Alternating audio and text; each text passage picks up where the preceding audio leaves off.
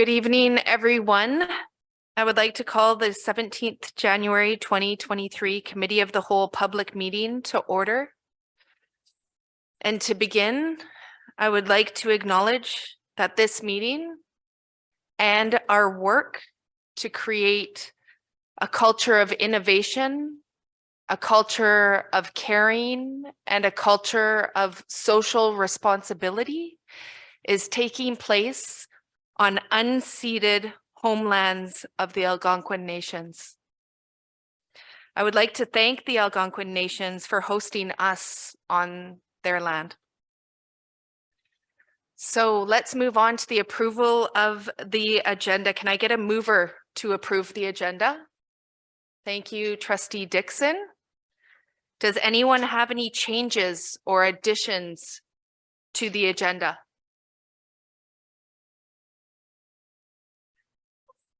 Seeing none, all those in favor?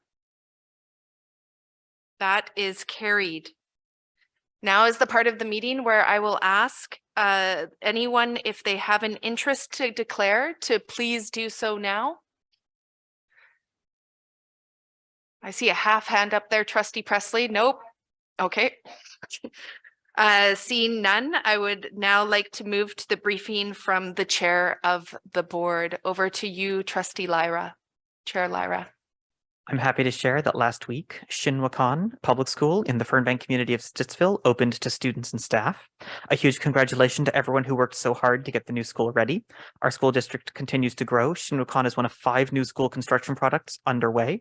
In the coming years, we will also see new elementary schools in Half Moon Bay, Finley Creek, and a new high school in Stittsville and Riverside South. This month, the OCDSB is launching our annual kindergarten registration campaign. All children who turn 4 this year are now encouraged to register for kindergarten. In January and February, elementary schools across the district will be hosting parent information sessions about kindergarten. Our secondary schools will be holding Welcome to High School information nights for families. And more information about kindergarten registration and information nights can be found on our website. Finally, the annual student transfer application is coming up. Families who would like their child to attend a school other than their designated school must complete a student transfer application. This year's application period for elementary and secondary students will run from January 30th to February 10th. And that concludes my report. Thank you very much, Chair Lyra. Are there any questions for the chair on her briefing? Seeing none, we'll move on to the briefing from Director Giroux. Could you please provide your briefing? Thank you very much, Madam Chair. I'm pleased to share that this Thursday, January 19th, from 6 to 8 p.m., the district will be hosting a strategic planning consultation session at Bell High School. This is an opportunity for community members, parents, families, students, staff to share their thoughts on how we can support student learning and well-being in order to set future priorities. We will also be holding a virtual session on February 2nd.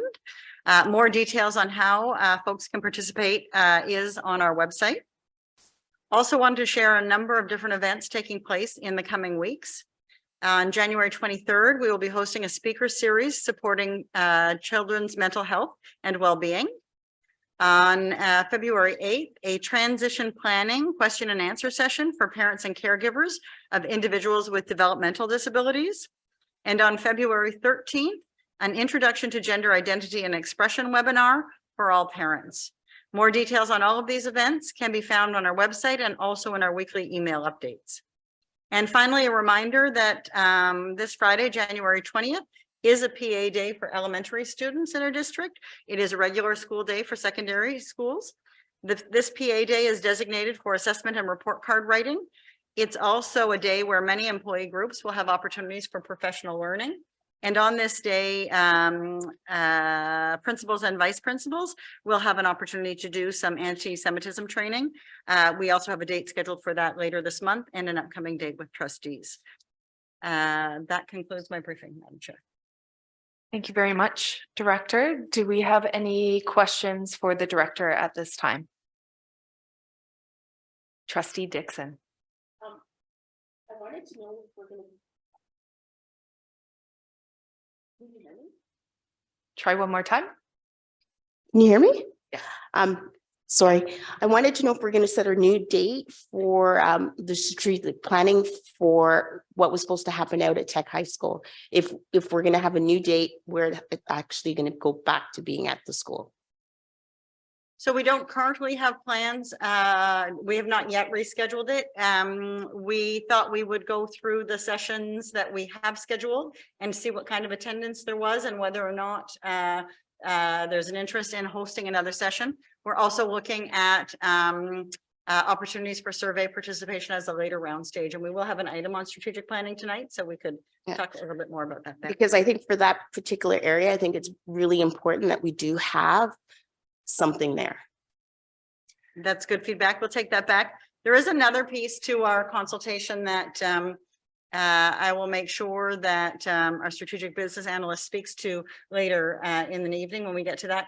And that is some consultation that's happening with specific school communities as part of our effort to outreach communities that have less participation. So you may be interested in that as well. And we'll provide that information in that update. Thank you. Thank you, Trustee Dixon, and thank you, Director. Seeing no other questions for the Director, we are now going to move on to delegations. I would first like to start off by thanking every single one of you that has decided to step up and delegate this evening. You are contributing to our cultures of caring, of social responsibility, and of innovation. So I'm very grateful for your presence here tonight.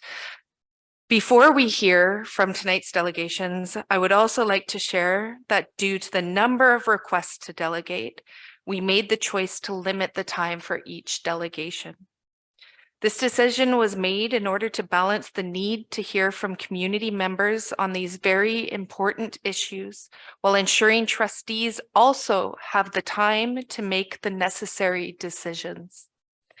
So as a gentle reminder of the speaking time, our countdown clock should be visible on the screen, and I would encourage you to keep an eye on it.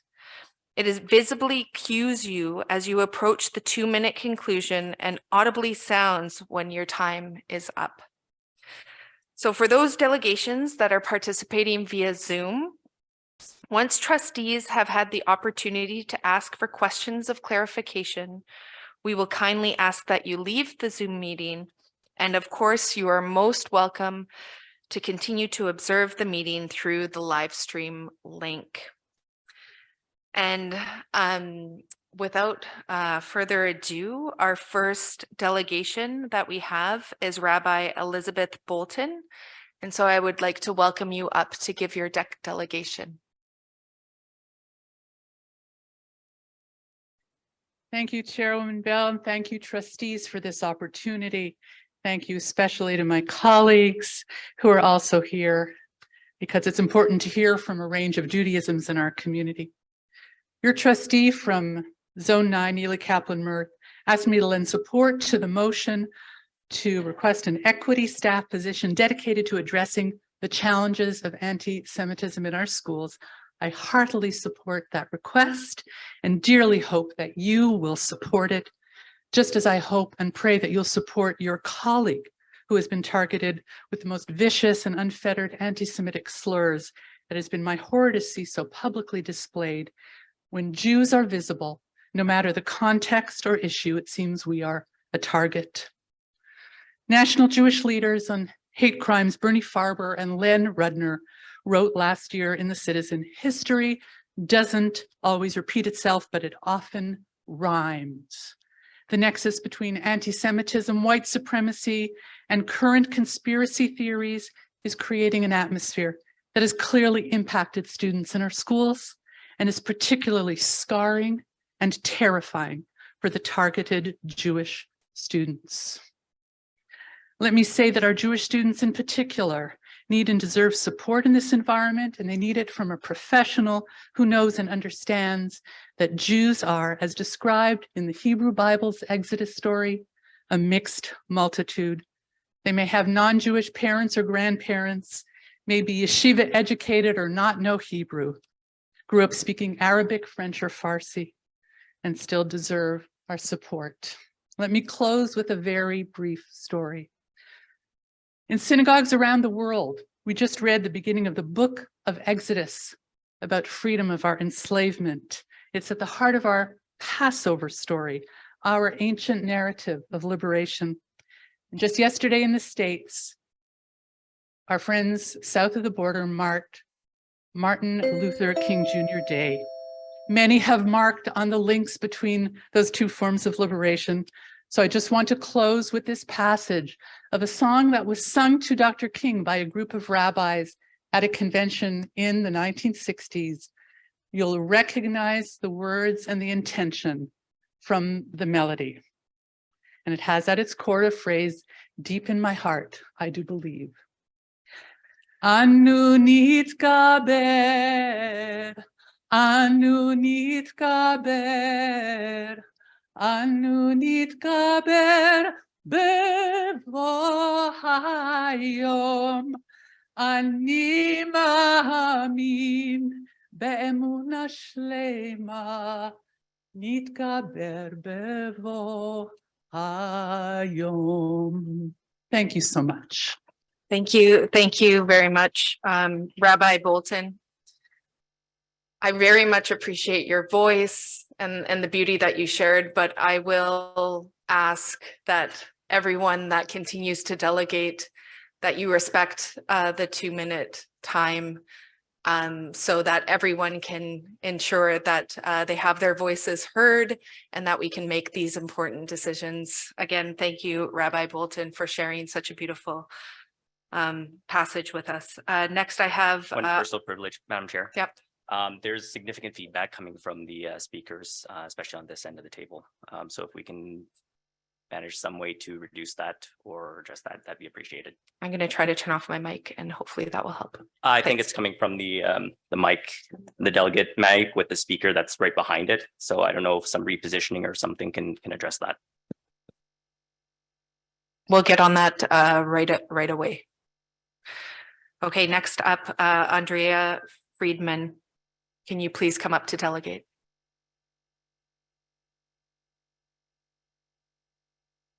Does it sound better now for you? On many occasions, you've heard Jewish students share their trauma, and yet the board did not protect them.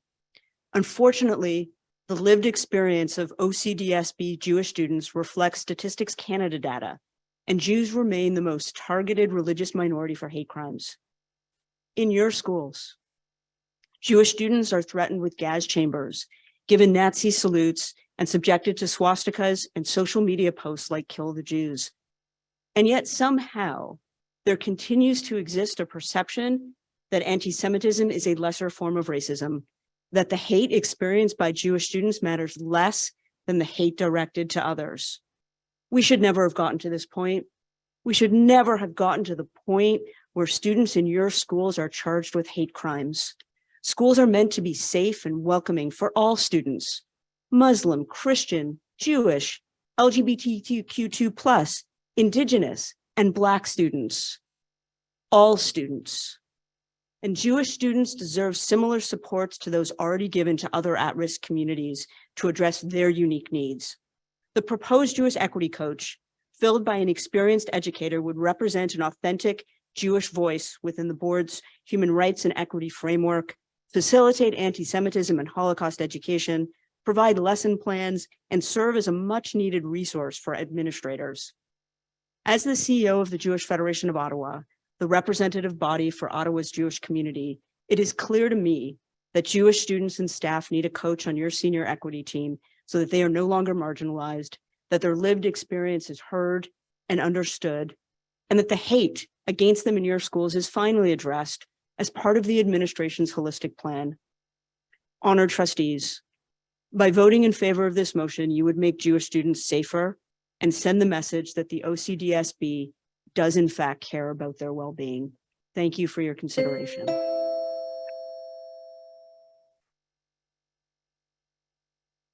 Thank you very much, Andrea Friedman. And I won't sing, just to be kind to all of you. Can you stay up? We have a question for clarification from Trustee Jennings. Thank you, Chair, and thank you for your delegation. You referenced that Jews are the most targeted group for hate. Can you clarify your source? Yeah, absolutely. So Statistics Canada recently released a report that suggested that 62% of all religiously hate crimes are directed to Jews. And you have to put that in the context where Jews only represent 1% of the overall population. So you can see very clearly that we're being disproportionately targeted. Right here closer to home, Ottawa Police Services just released some hate crimes data. Unfortunately, hate in our city across the board is up 13%. And once again, sadly and unfortunately, Jews are at the top of the list of those affected communities. Thank you very much. Now I would like to invite Sam Hirsch to come up and delegate, or to come onto the screen and delegate. Can you hear me? Yes, we can. Great. I'm ready to start whenever is good. Please go ahead. Okay. So I want to first acknowledge the important work of the mover of this motion, Trustee Kaplan-Murth, of trying to put concrete resources towards combating anti-Semitism, and say that I, along with many others, stand in solidarity with her throughout the abhorrent and vicious hatred she's been receiving on and offline from far-right actors. And I'm no stranger to this. During the convoy, like many others, I witnessed white supremacist symbolism and harm done to my neighbors, and experienced anti-Semitism myself on and offline. But the anti-Semitism for me doesn't stop there. When I was younger, I also experienced in my public high school, where there were only 5 Jewish students in my grade, myself included, so I can understand what many of those students who spoke at the last meeting are going through.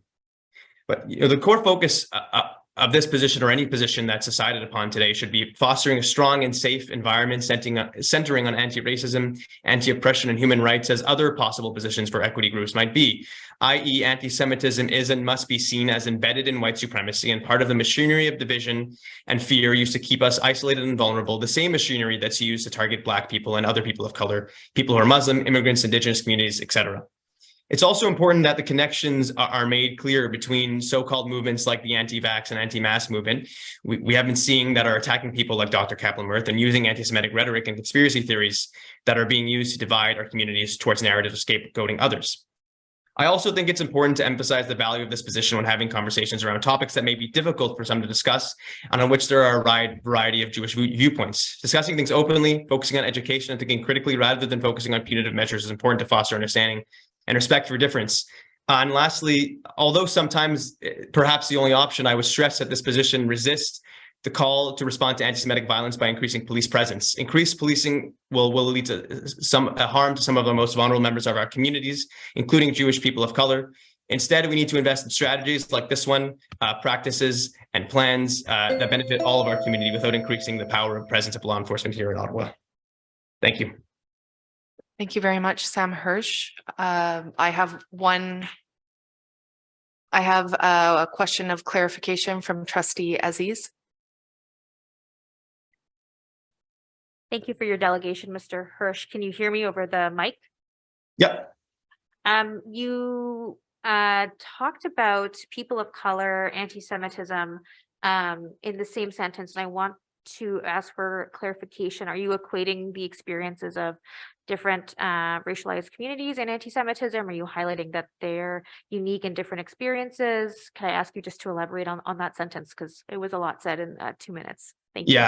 Yeah, thanks for that. And I apologize. I think I wrote more than I anticipated in the short amount of time that I had. But basically, I wasn't saying that the experiences of those communities are necessarily the same. But what I am saying, and I'll repeat it maybe more slowly, is that the machinery of white supremacy, anti-Semitism is part of that same machinery embedded in white supremacy, as I said, and part of that is used to divide our community.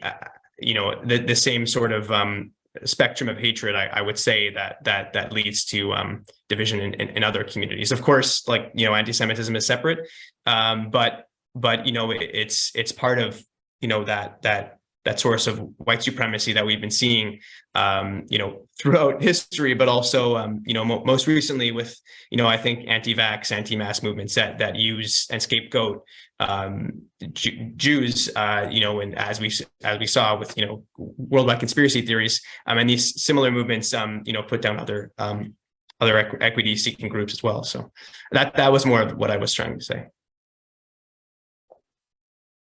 Thank you very much, Sam Hirsch, for that clarification. I'm seeing no other questions, so I'm going to thank you for your delegation and invite you to join us or go on to the live stream to watch the end of the board. Sorry. I mean, just kidding. Thank you very much. Thank you very much. I never thought that I would actually have to or would ever want to say this in a public forum, but I am going to ask that you try your best to withhold the clapping and the cheering and any negative. I know this is very emotional and charged for many people, but we're going to try our best to follow our protocol and practice in the board, in the gallery. Thank you very much. Next up, delegating is Greg McDougall. I invite you now to come up and give your delegation. I invite you to come onto the screen now and give your delegation. Yeah, hello. I'm phoning in, so I'm not going to be on the screen. But I want to make sure you can hear me. Yes, we can hear you, and you are invited to start your 2-minute delegation right now. All right, thank you. So yeah, I'll just start with a story about a bit over a decade ago. Doing activism, I learned that I think in the 1980s there was a large high school movement against war and against racism, leading marches and things. So I think that's important to note that there has in the past been a student-led movement against racism, etc. So it'd be good to see that again too. I'm talking about air quality in schools right now. I don't want to get into a hierarchy of oppressions or oppression Olympics, but I think this is a really big issue. I sent an email last week that has all the references, a full page of references. I also sent in some slides, but I was too late today to get them up on the screen right now. But I want to stress the importance of what we're learning about COVID and how it can have long-term negative health impacts. And people getting it multiple times can be worse off. So this could be setting a lot of children up for long-term problems throughout their life if it's not managed the best it can. I also want to mention that there's a lot of evidence pointing to children and youth and schools being a prime vector of spread of COVID. I got Ottawa Public Health to correct their statement last January that children were at a lower rate of COVID in the community. And in their correction, the data they gave me, you can actually see that they were probably driving the spread of Omicron in Ottawa at the start of 2022. And this was backed up recently by a study in France that also found that ages 10 to 19 were the prime vector of transmission. So that said, with air quality, the OCDSB on their website currently has September 2021 as the last updates on the state of ventilation measures. And just last month, the Ontario Society of Professional Engineers released new guidelines for air quality indoors. And this month, Peterborough Public Health called for Ontario to adopt new measures for better air quality indoors. So I'm saying that the OCDSB, the trustees, should take a lead on ensuring there is better ventilation. And the measure in particular that I'm saying, I think there should be comprehensive overview, but particularly Corsi-Rosenthal boxes, which are do-it-yourself boxes that any teacher could make, any classroom could make. Greg, Greg McDougall, I'm gonna have to stop you. You've gone 30 seconds over, and we have a number of delegations tonight. But I guess my quick question of clarification to you, if I may, as the chair, is whether or not you have provided this information. If you could share if you've provided this information via written form to us as trustees. Yes, I think I said that in my presentation. I hope you heard that. I said it's a 2-page letter with 1 page of footnote references. Great, thank you. And so I would encourage you to follow up if you're going to do this. Great, thank you. Thank you very much. Do I have any questions of clarification for Greg McDougall? Thank you very much for sharing that information with us, Greg McDougall.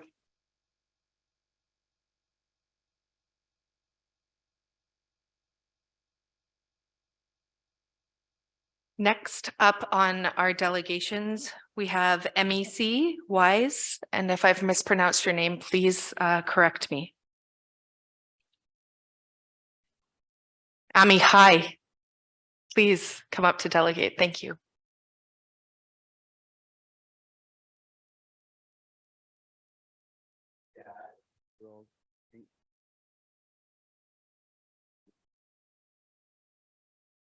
I'm the dad of 2 girls in the OCDSB system. A couple of years ago, my now 11-year-old came home from school and asked me why they don't teach anything about what happened to the Jews during World War II. Ami, hi. I'm actually going to ask you to pause for 1 second as we fix your microphone.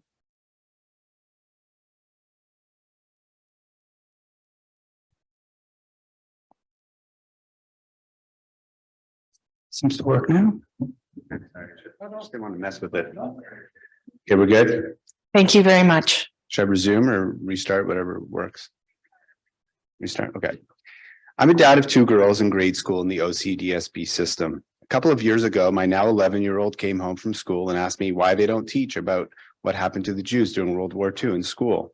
It was a fair question, and when I took up with her teachers and principal, and to the credit of the administration, they recognized the gap, and my daughter has since been involved in marking International Holocaust Commemoration Day at their school. A similar reach out to my other kids' school has so far resulted in radio silence, but I don't have the bandwidth or the authority, frankly, to continue with this task. The onus to make schools more inclusive for Jewish experience should not fall to students or parents, which is another example that illustrates why the OCDSB needs a full-time educational professional as a Jewish equity coach. A full-time Jewish equity coach would not only provide the urgent support needed for Jewish students facing anti-Semitism, but would represent a dedicated resource to the entire OCDSB ecosystem to help understand better the Canadian Jewish experience and with implementing the systemic changes that are needed. There's overwhelming support for a Jewish equity coach from members of the Ottawa Jewish community. It goes without saying that the position is not about taking anything away from any other equity-seeking groups. This is not privileging Jewish students over others. This is addressing a clear and urgent need, the evidence of which is quite frankly overwhelming. In conclusion, my wife and I and many other Jewish parents really believe in the public school system where our children form friendships with kids of other cultures, ethnicities, and religions, while having the space and support to express their own Jewish identity. In a way, this is the Canadian dream.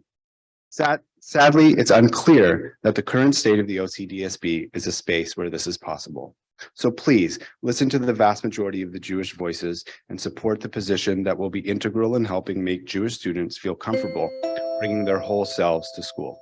Thank you. Thank you very much for your delegation. Now just wait before there might be a question of clarification, although I am not seeing any. So please, thank you very much.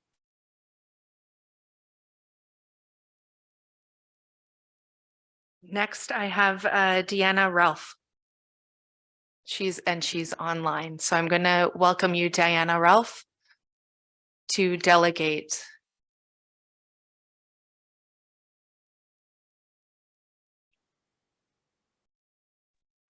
Hello, Diana. You're welcome to start your delegation. Thank you very much. Shalom. I'm the learning coordinator at my synagogue. I'm proudly Jewish, and I've studied anti-Semitism extensively, and I offer anti-Semitism training. I wholeheartedly support the motion to establish a Jewish equity coach because Jewish students and staff deserve support to name anti-Semitism, to effectively prevent it, to challenge it when it arises, and to support those subjected to it. Anti-Semitism refers to stereotypical concepts of the Jew promoted in Christian Europe for over 2,000 years. Although Canada now criminalizes anti-Semitism as a hate crime, white supremacists increasingly foment it along with other oppressions. It is odious, terrifying, and too often unrecognized. Some consider it anti-Semitic to criticize the policies and practices of the State of Israel. Some Jewish students may feel uncomfortable, even afraid, when they hear Israel criticized, but their discomfort doesn't make it anti-Semitic. While some criticism of Israel crosses the line into blaming Jews, most critics, many of them Jewish, aim to help Israel achieve the ideals expressed in its founding declaration. Over half of Jewish Canadians agreed on a recent survey that, quote, accusations of anti-Semitism are often used to silence legitimate criticism of Israeli government policies, unquote. So, along with raising consciousness of the harmful impacts of anti-Semitism, I hope the Equity Coach will support staff and students who want to explore the Israel-Palestine conflict and facilitate respectful and thoughtful discussion congruent with good educational principles. Thank you. Thank you for your delegation. Do I have any questions of clarification? Seeing none, you're welcome to. Oh, I do have a question of clarification from Trustee Lee. Thank you, Madam Chair. Just a quick question with clarifying what you had presented in your speech here and what was presented online to us in your submission. Your recommendation in your delegation requests speaks about broadening the role to include all forms of racism. So I just wanted to clarify whether that was something that you were still hoping to see in that position, because you didn't mention it during your speech, but it's on your delegation request. Yeah, I revised it. Thanks for pointing that out. What I see is that the Equity Coach would work in collaboration with all the other equity positions. And in fact, it might even be useful to have a Palestinian equity position. But all these forms of oppressions interact, as Sam Hirsch mentioned. Thanks again for your delegation. We're going to now move on to David Baker.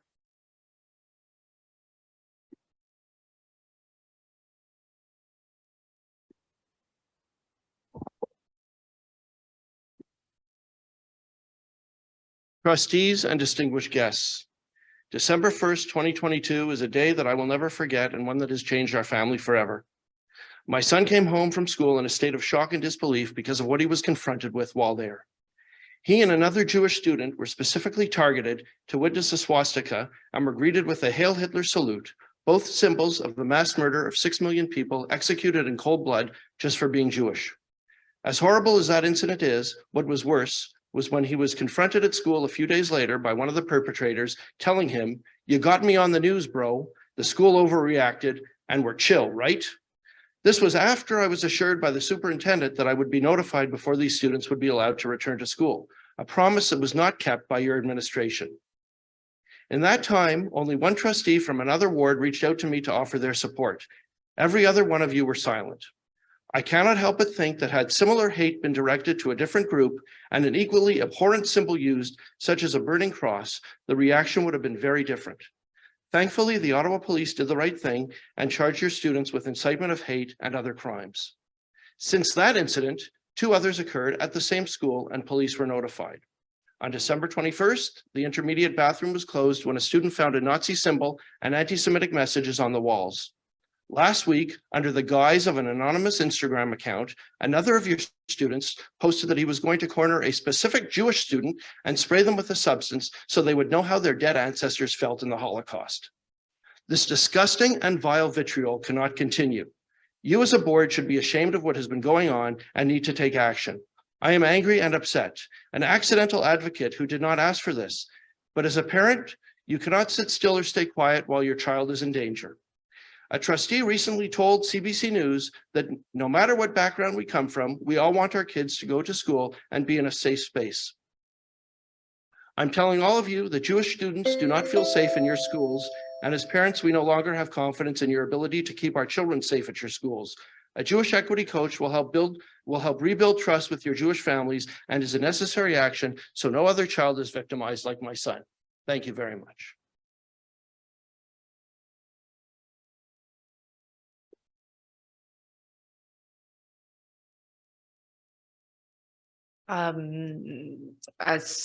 So if there are questions for clarification, I will say I'm very sorry that you had to come here and give that delegation.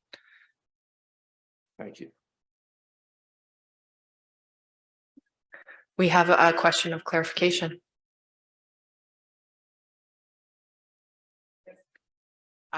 Just my question for clarification, Mr. Baker, is what would you feel would have been the appropriate steps that the board could have taken after what your son experienced? Thank you. Well, thank you, trustee. That's an excellent question. You know, in thinking about this, these acts of anti-Semitism have been going on for a couple of years now, at least that I'm aware of. And it would have been good had the OCDSB taken action before that. But since their inaction led to this action, I would say that I would have liked for, you know, us to be consulted and notified before the kids were allowed back to school, so that we could have prepared our son for what he would possibly face. And of course, what he did face was wrong. So I do hope that you do take this motion seriously. We create a Jewish equity coach so that when this happens again, because it will, someone will be there to help him. Again, thank you very much. Thanks again, David Baker, for your delegation. I now have Rabbi Eitan Kenter Thank you. online, ready to delegate. Please go ahead. Thank you so much. I appreciate the opportunity. We've already heard about the rising rates of anti-Semitism in Canada, a fact that is indisputable. We've already heard about some of the many incidents of anti-Semitism that our own children have encountered, and these are just the tip of the iceberg. As senior rabbi of Ottawa's largest congregation, representing thousands of Ottawa's Jews, I hear from the children in my congregation about what they encounter at school. I can tell you firsthand that no student in our schools has gone unscathed in the face of anti-Jewish sentiments, both intentional or otherwise. But perhaps what is even more relevant to this conversation are the comments that I get from my friends and colleagues who are religious leaders of other faith communities. Every one of these individuals is supportive of me as a Jew. Every one of these people acknowledge and offer their support in the face of rising hatred of Jews. And yet what is also true from these conversations is that not one of these individuals is able to truly understand what anti-Semitism is, how it is allowed to manifest, and the struggles that are uniquely faced by the Jewish community. They want to be of help, but have difficulty doing so as they attempt to understand the unique characteristics of anti-Semitism. There are ways that anti-Semitism is just like all other forms of hate, and there are some ways that it is entirely unique. It is hard for someone who isn't Jewish to understand how one could face hatred, discrimination, and need communal support as part of a marginalized community, while also being able to access certain privileges based on their skin color, gender, and sexual orientation. And yet, as you've heard today, there's no denying that our Jewish teachers and students need more support from the OCDSB. That is why, as well-meaning as supportive as others may be, it is imperative that a specifically Jewish voice be a part of the solution. It is unreasonable to expect anyone else to be able to truly understand what it means to be Jewish in 2023 and its unique challenges. That is why I stand together with all those today voicing their support for the hiring of a Jewish equity coach to support our students and teachers and state loudly that anti-Semitism and anti-Jewish sentiments will be granted no harbor within our schools. Thank you so much.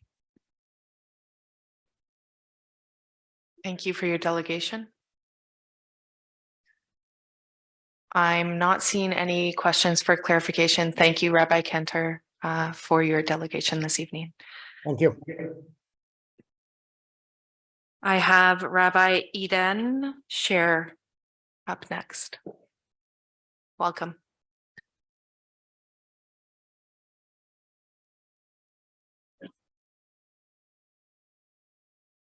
Thank you very much for having me this evening. So yesterday, I received the mayor's proclamation of Martin Luther King Day to recognize my work in interfaith relations and fighting racism in our city. I accepted this proclamation on behalf of my synagogue, Congregation Machzikei Hadas. It's home to hundreds and hundreds of households across Ottawa, many with children at your schools. At this ceremony at City Hall, almost every single speaker spoke about fighting hate. Almost without exception, each speaker would try to find me in the crowd and then share some version of the following words. We know that anti-Semitism is on the rise, especially in our schools. Today, in the name of Dr. King, We must commit to fighting this scourge with all of our resources. This sentiment has been shared with me over and over again for the past many months, and it's heartwarming to receive this type of support, but it brings home an obvious problem. The OCDSB has allowed anti-Semitism to run wild in our schools. Anyone that's paying any sort of attention can clearly see this, and now it's on you, our school board, to make sure you fix this. Which brings me to my second point. Something that was mentioned in several speeches yesterday, something that anyone who has any experience in fighting for justice and equality for all know very well. The cardinal rule we follow is nothing about us without us. It's obvious to anyone fighting any prejudice against any specific community that you can't fight it without being guided by the voices of that marginalized community, the people with the lived experiences. We can be allies, we can be supportive, we can put our hearts and souls into fighting all different forms of hate. But without being guided by people with lived experience, there's something missing. In fact, the most important ingredient. I'm reminded of this every single time I join with others as we fight the hate and bigotry that exists in our city. So it's you, our school board, that's responsible for fighting the anti-Semitism that has been let loose in our schools.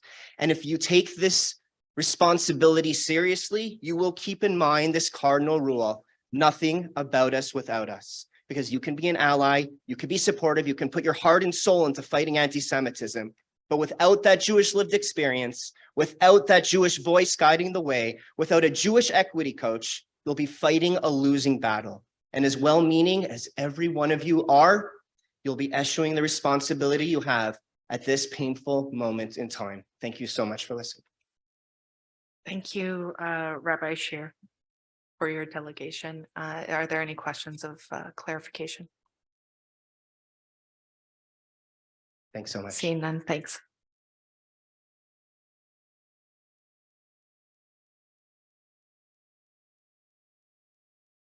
So that brings us to the end of our delegations. Again, I want to express my gratitude for everyone who has stood up and shared their thoughts about the way forward. Now we're moving on to the matters for action, and we have on our agenda the new Riverside South Secondary School approval of study consultation plan and timeline. And I would like to call on the director to introduce the report. Thank you very much, Madam Chair. A new public high school in Riverside South has been much anticipated and long awaited in this community. And tonight's report helps us to move one step closer to making this a reality. And I would like to invite Associate Director Gerwa and his colleagues to present the report to you this evening.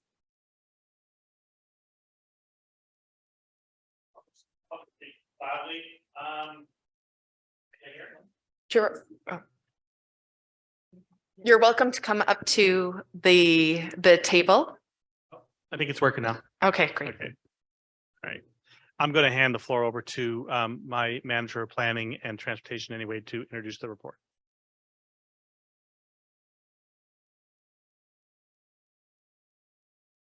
Through you. The report before you seeks to have approval of a consultation plan for the setting of a boundary and opening grade structure for the new Riverside South High School. As was noted, in the fall of 2020, we received funding for the much anticipated high school in that community. It is to be a 1,516 pupil place high school with a 7 to 12 grade structure. The site for the property is at Spratt and Earl Armstrong Road.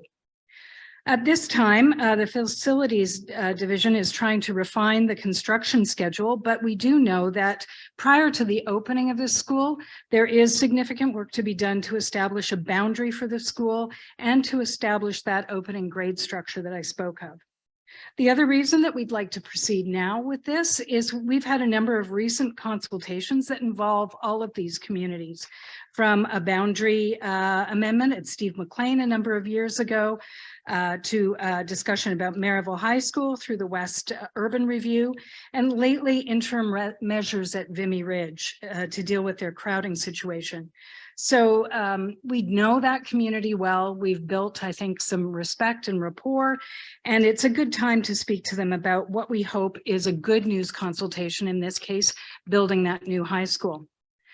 Given that this is a predominantly new board with new membership, I'll explain a bit about the planning department, how we've worked on consultations previously, just so you know where we begin. And we always try and begin with a scenario that a working group can latch onto and say, we like this aspect, we don't like that aspect. And so we do put a proposal forward. Sometimes people are concerned that that means that it's a fait accompli, that we've already given a boundary. And the only thing I can say back to you as board members is I can't recall a time that the boundary that we put forward in a scenario is actually what we ended up recommending. It's a start point for the consultation, and it's been tweaked and amended. Sometimes it's been completely thrown out and we've started anew. So we are glad that there is that rapport that we built up with these communities. And as I said, I think it's a good time to go through. Also, one of the reasons that we do this scenario is to know which communities to bring to the table. And you'll see in the report, we've done actually some charts that outline the schools that we are inviting at first glance, and what the impact to them may be, whether it's an elementary school or a secondary school. Given that this is a new high school, I can tell you that the boundary consequences are fairly far-reaching. If you'll consider the district a bit of a pie, every time you take another slice out of it, you've got to amend a number of other school boundaries. There are a couple of things in the scenario presented, which I will highlight to you that I think are of interest. We did look at one portion of the Riverside South community, Summerhill, and that community is currently directed across the river west to Farley Mowat Public School for their elementary boundary. We think there is an opportunity within this discussion to bring them back over to their community, something that we have often heard before. Again, this is for consultation. The other thing that we think can be part of this consultation is a discussion about including the Finley Creek community within this high school catchment. Currently, the Finley Creek community is directed to Ridgemont High School, and certainly everyone will be at the table to discuss the most appropriate boundary that we can come up with. So with that, I think I'll leave it to any questions that you may have. We are looking for a consultation that begins as soon as board approves this, if you will. We think there will be working group meetings with sort of a more concentrated group of people where we can have very detailed discussions that will take us into the spring, and then a very large public meeting where anyone who has any concerns can make those concerns known. And we synthesize all that information and bring it back to board with a final recommendation. I should also let you know that prior to this meeting tonight, we did notify those schools that could be impacted and invited them to be here. And we have spoken with the school communities, and the community associations will also be involved in this discussion. So I'll leave it there and just try and answer any questions that you might have. Thank you. Thank you very much, Manager Osterchuk. Appreciate that presentation. I am going to now call on Trustee Jenikins to move the motion. Thank you, Chair. I'd like to move the recommendations. A, that the timeline and consultation plan attached as Appendix B and C to Report 23-022 be approved in order to consult with local school communities and the public. And B, that the board affirm that a pupil accommodation review, PAR, under board policy P.118 PLG is not required for this study.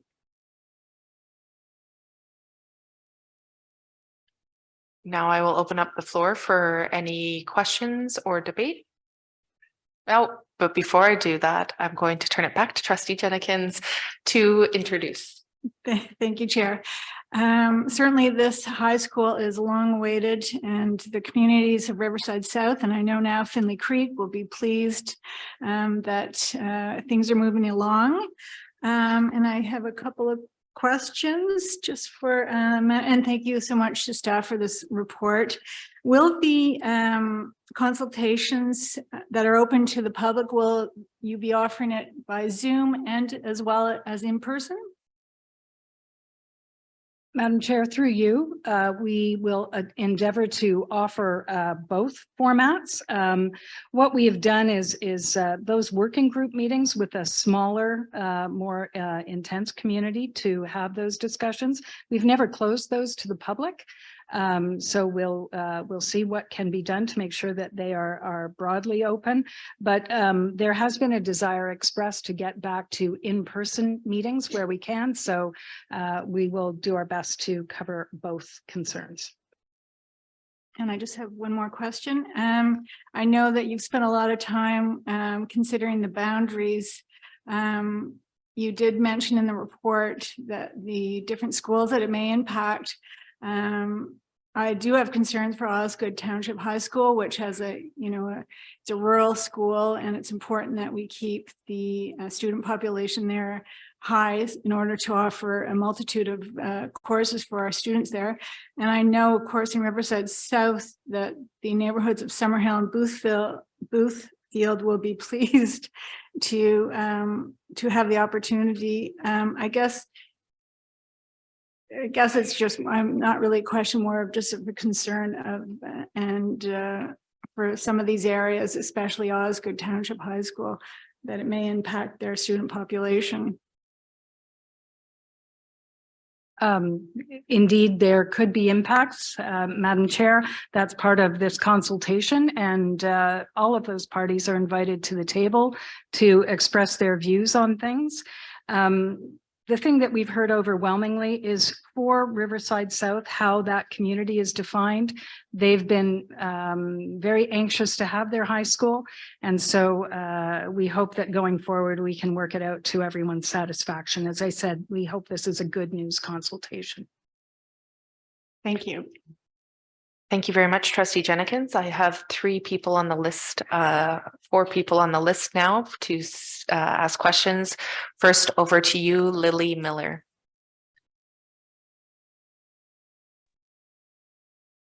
Hello. I have a question with regard to Indigenous involvement in the consultation. The Algonquin people, as we hear at the beginning of each meeting, have been the stewards and caretakers of this land, caring for its biodiversity and health since time immemorial. And given that this land is Algonquin land, and we want to plan in the best way possible for the grounds, and also thinking about how might the school incorporate any kind of Indigenous design that would support student learning. I really think that now is the time to involve a knowledge keeper in that regard, to help during this consultation phase. Has there been any talk about that? Thank you. Madam Chair, through you, thank you very much for that input. And that's something that I'll certainly take away to the facilities group. This consultation is not so much so the design of the building or the grounds. It speaks to the larger attendance boundary for the school. That said, I think your point is well taken, and there are opportunities to have that input. And so I'll certainly keep track of this and get back to you on that. Any other questions, Lily? No, that's it. Thank you. Thank you for your question. Over to you, Trustee Lee. Thank you, Madam Chair. Question for the staff. Is this the first time that most of the new trustees are participating in a school boundary discussion? How does the determination of the school boundary get to factor in with OSTA? in the consultation process to determine the impact with student transportation. Madam Chair, through you, we're always concerned with student transportation and the cost thereof. It's significant. And also just our ability to provide transportation these days is somewhat compromised. So that'll always be part of it. The reason that we're looking to establish a boundary for a community high school is so that it can serve that community better, that local community. And so hopefully their reliance on transportation, although it's a big school and it will be a big boundary, is lessened. And sometimes we can look at the urban transit area to see what alternatives there are to yellow busing. So that's all part of it. Thank you. Trustee Blackburn.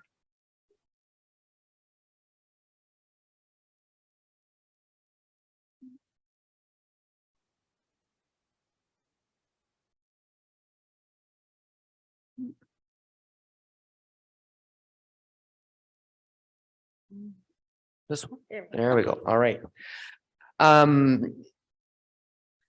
Through you, Madam Chair, and I'd like to thank staff for the report. And I know that as somebody who represented the Maribel High School for 3 terms, I know that they will be very happy when this school goes up, because when one school goes up, many other schools are impacted, hopefully always in a positive way. But I do hear your concerns, and I can tell the newer trustees, I've been through a lot of accommodation reviews during my time on the board, and my latest one, not accommodation reviews, but a consultation on opening up a new school and the boundaries and such. And the latest one I went through was opening up the new school that will be in Half Moon Bay. And I can tell you, Manager Osvichuk is absolutely correct. Staff presented a boundary, and that is not the boundary that the board finally voted on. So all that to say is, in my experience, staff are very cognizant of the feedback they get, and when they can make that feedback work in the best interest of the community, they do. So, Madam Chair, I will be supporting this motion as it is. Thank you. Thank you. Trustee Scott. Thank you, Madam Chair.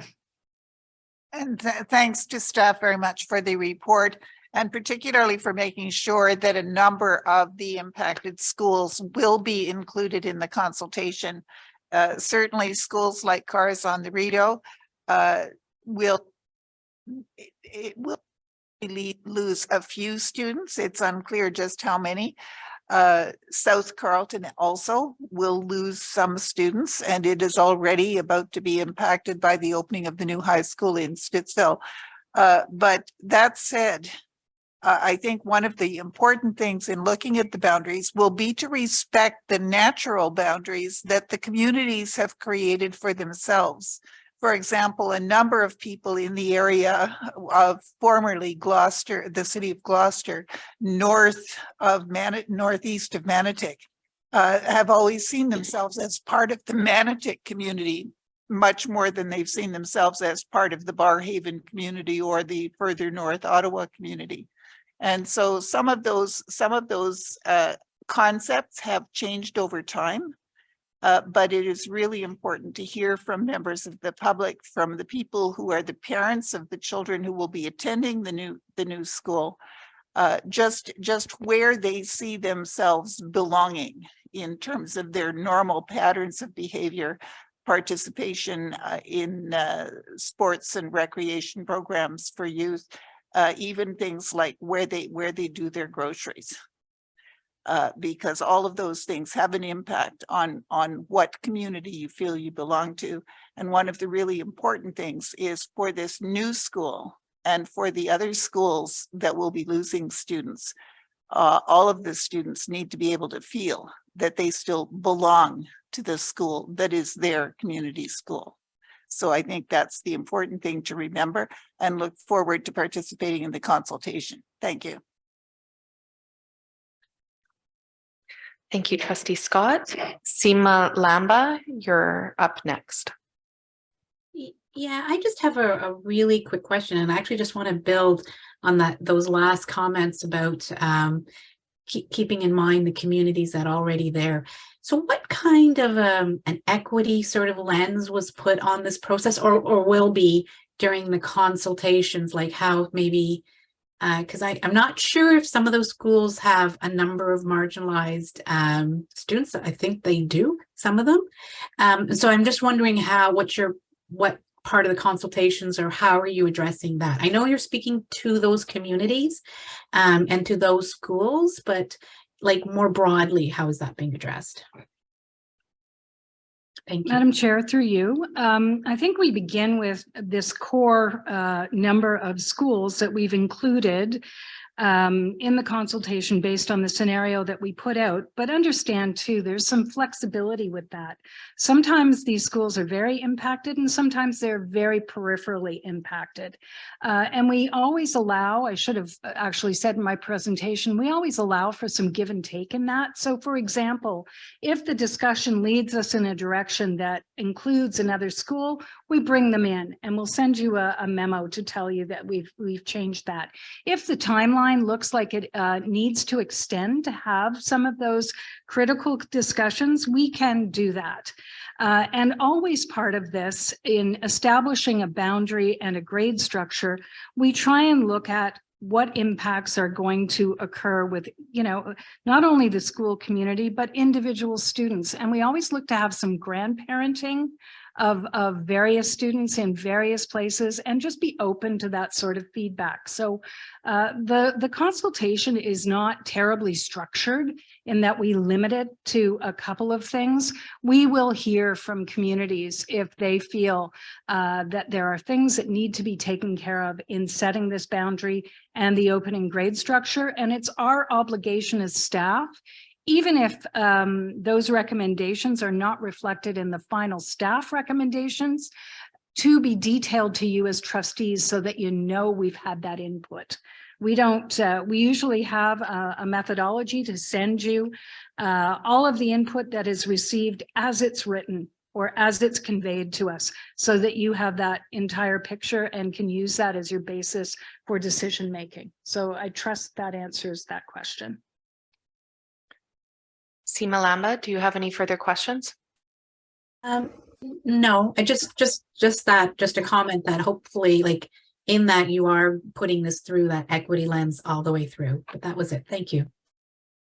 Thank you very much. Seeing no other questions, I will bring it back to you, Trustee Jenikins, for wrap up. And no wrap up required. Great. Then I will ask all those in favor.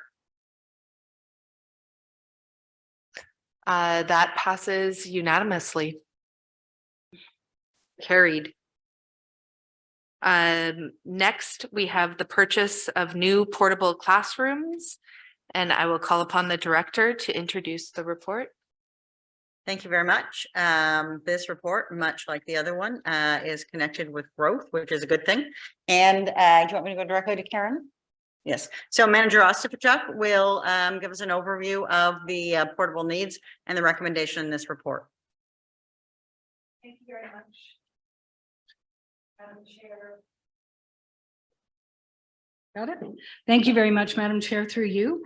The report before you seeks your approval for the purchase of 10 new portable classrooms, which will cost approximately $2 million, and that money taken from reserves subject to ministerial approval.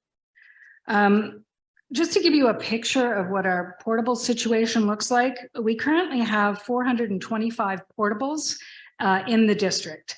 382 of them, and these are numbers that do change, so don't lock into anything, but right now we have 382 portables in service.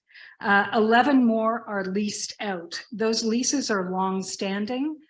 They are for the LINK program, which offers language instruction to new Canadians.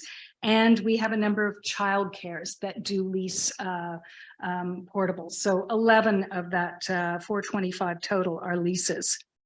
This means on paper, if we've done the math correctly, we have 32 portables that should be considered surplus and able to use.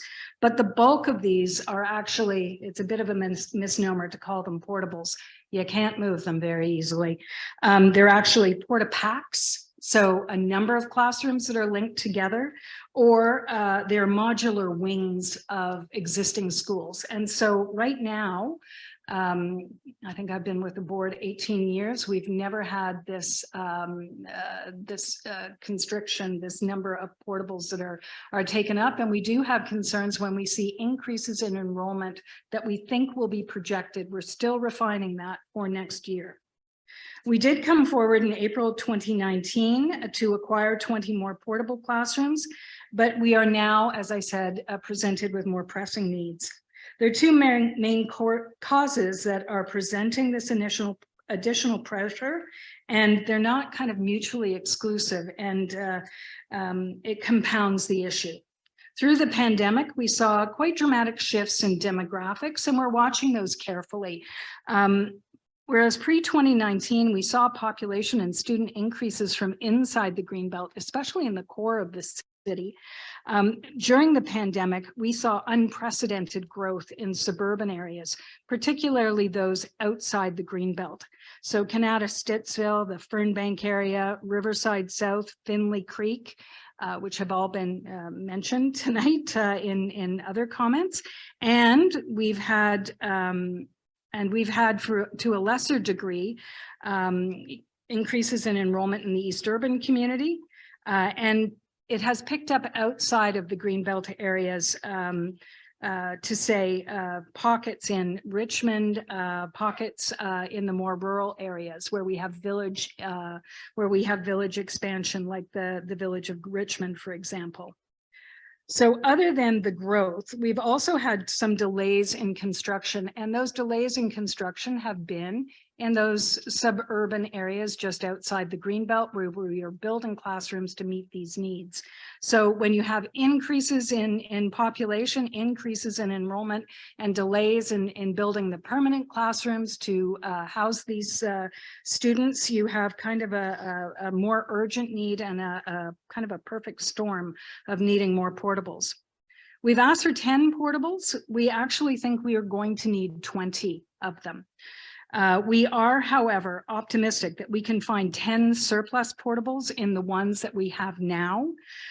We are also examining very carefully which portables can be taken offline, either because they're no longer used as instructional space, or they may be located. We have portables, for example, at McSkimming and at Stittsville Depot that are obviously not used for instructional purposes. And so we can take them offline and fund the portables in that case with renewal dollars, which we have not rather a plenty, but there's more flexibility. The portables that we think we're going to need to purchase, as I said, that 10 that we've outlined for an overall cost of just over $2 million. We have had questions asked about the age of our portables, and so maybe I'll just head that one off. A number of our portables are over 25 years old. That was the standard that was used, but we have spent a good deal of renewal dollars lately over the last number of years, making sure that these portables are refurbished. There isn't one of them that is used for instruction that is not safe and is not in good nick. We've spent those renewal dollars, as I've said, refurbishing these portables. And so it was explained to me when we got into the numbers that about, if you look at the portables that are over 25 years old, it's about 60% of our stock, but about 80% of that 60% have been renewed. So they've really had attention given to them. The portables are safe, routinely inspected, and if issues arise, we are immediately responsive to get on those. The request before you tonight arises because we are concerned that even with the renewal and reassessment of portables, the growth and enrollment in already pressured areas combined with delays in construction means that we have to address this immediately. And finally, this request is being made at this time rather than waiting for a little better clarity on our enrollment projections or our surplus funds at this time, because we've got to get them ordered in order to have them for September. And so we want to ensure that there are no delays. There are delays in all aspects of the construction industry, and those who provide portable classrooms are no different. And so that is why this request is before you this evening.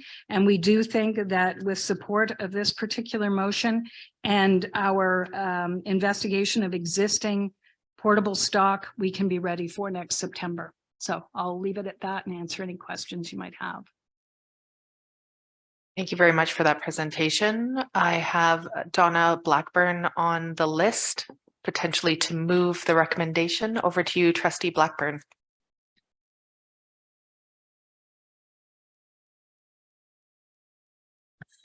Thank you, Madam Chair. And yes, I would like to move the recommendation, please.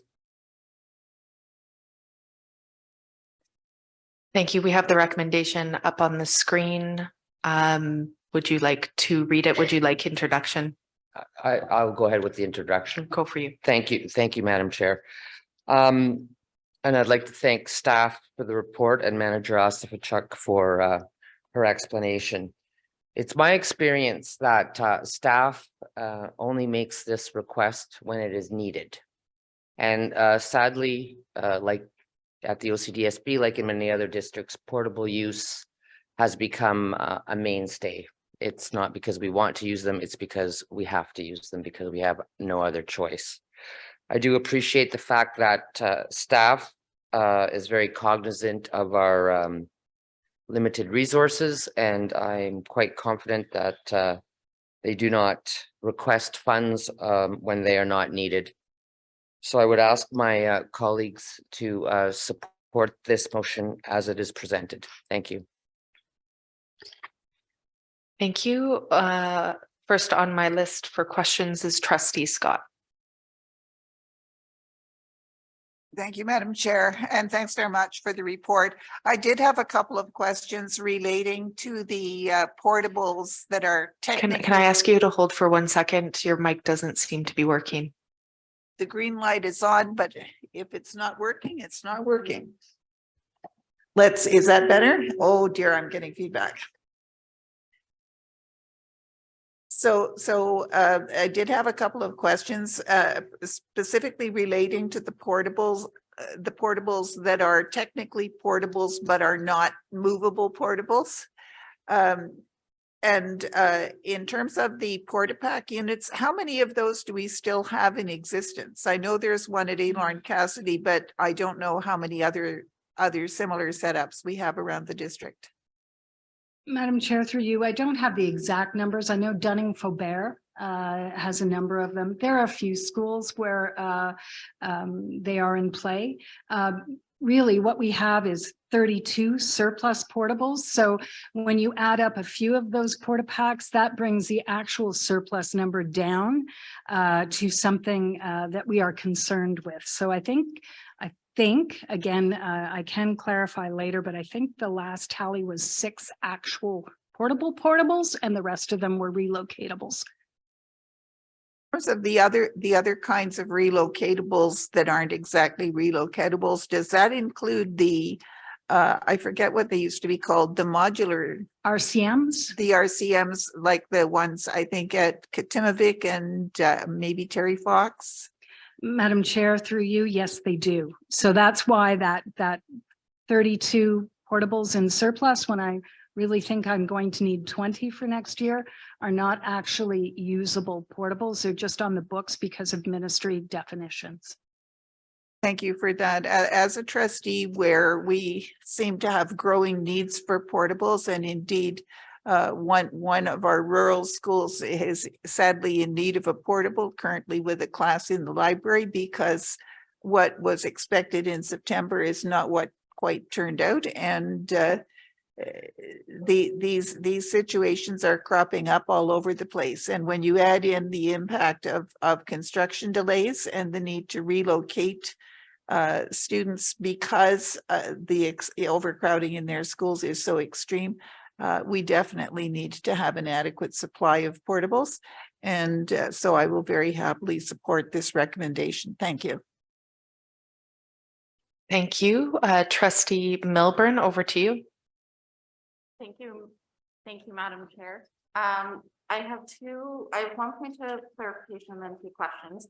So is this 15 to 20 portables every year that we are expecting that we are going to need? Madam Chair, I don't think it's going to be that. As I mentioned, the last time we went through this was 2019 when we came to you. Certainly with the bringing on of the newly built schools, some of the pressure will alleviate, but none of those portables that we're asking for now, I think, will be wasted. We certainly usually have more surplus in place than we have had. But portables are going to be a way of life. So unfortunately, they are part of, as an aside, I used to work municipally a number of years ago, and I always wondered why, brand new schools had portables. Well, they are designed for the mean population 20 years out rather than the bulge population when they're actually consulted. And so you will see portables being used always. We hope not to the extent that they are used now. That's certainly not desirable in some situations, but the portables that we have will be put to good use. I don't think you're going to see us coming to you each year with that number request, though. All right, thank you for the clarification. My first question is, when we are purchasing these new portables, are we doing any studies or looking into the air quality and ventilation for students in these portables? As someone who used to have a classroom in a portable, it is not always the most ideal when it comes to that. I don't know that we're doing any studies in particular with the new portables. However, with new construction, I mean, they're following all building codes, and they should be quite sound and have good air quality. We do have mechanical units on all of these portables nowadays, and windows for ventilation. So I do trust that their air quality is good. All right, perfect. And then the last question I have is, when we are placing these portables at schools, if they are in direct view of neighbors, are we ensuring that we are consulting with those households before they are placed? Madam Chair, through you, no, we don't. And the reason that we don't is that every school, when it is constructed, does go through site plan control with the City of Ottawa. It is a public process. And on those plans, even though in theory, portables are not subject to site plan control, we do show where the banks of portables are. And so anyone who lives next to a school site being constructed would be consulted under the Planning Act. And for those people who live next to schools that have been constructed for many years, that site plan is still a public document, and they can certainly consult themselves and know where those portables are going. All right, perfect. Thank you for answering all my questions, and that is all. Last on my list, I have Susan Lyon. Oh, and now I have someone else. Suzanne. Thank you. Is this working? Awesome. So my question is about the placement of portables and the loss of green space, peripherally the loss of parking spaces. What considerations are being given to the placement of these portables to minimize the impact on the school environment and to make sure that we're not losing green space for students? We've seen during COVID that more and more learning is taking place outside. So we need those green spaces. And at Mirabel High School in my district, I've seen over the last little while 6 or 8 portables being placed on the football field. There's another 4 in the parking lot. Where are the portables, these new portables, going to be placed so that it minimizes the impact on the school environment? Madam Chair, through you, I mean, the portables are typically placed where it's outlined in the site plan control agreement, as I already indicated.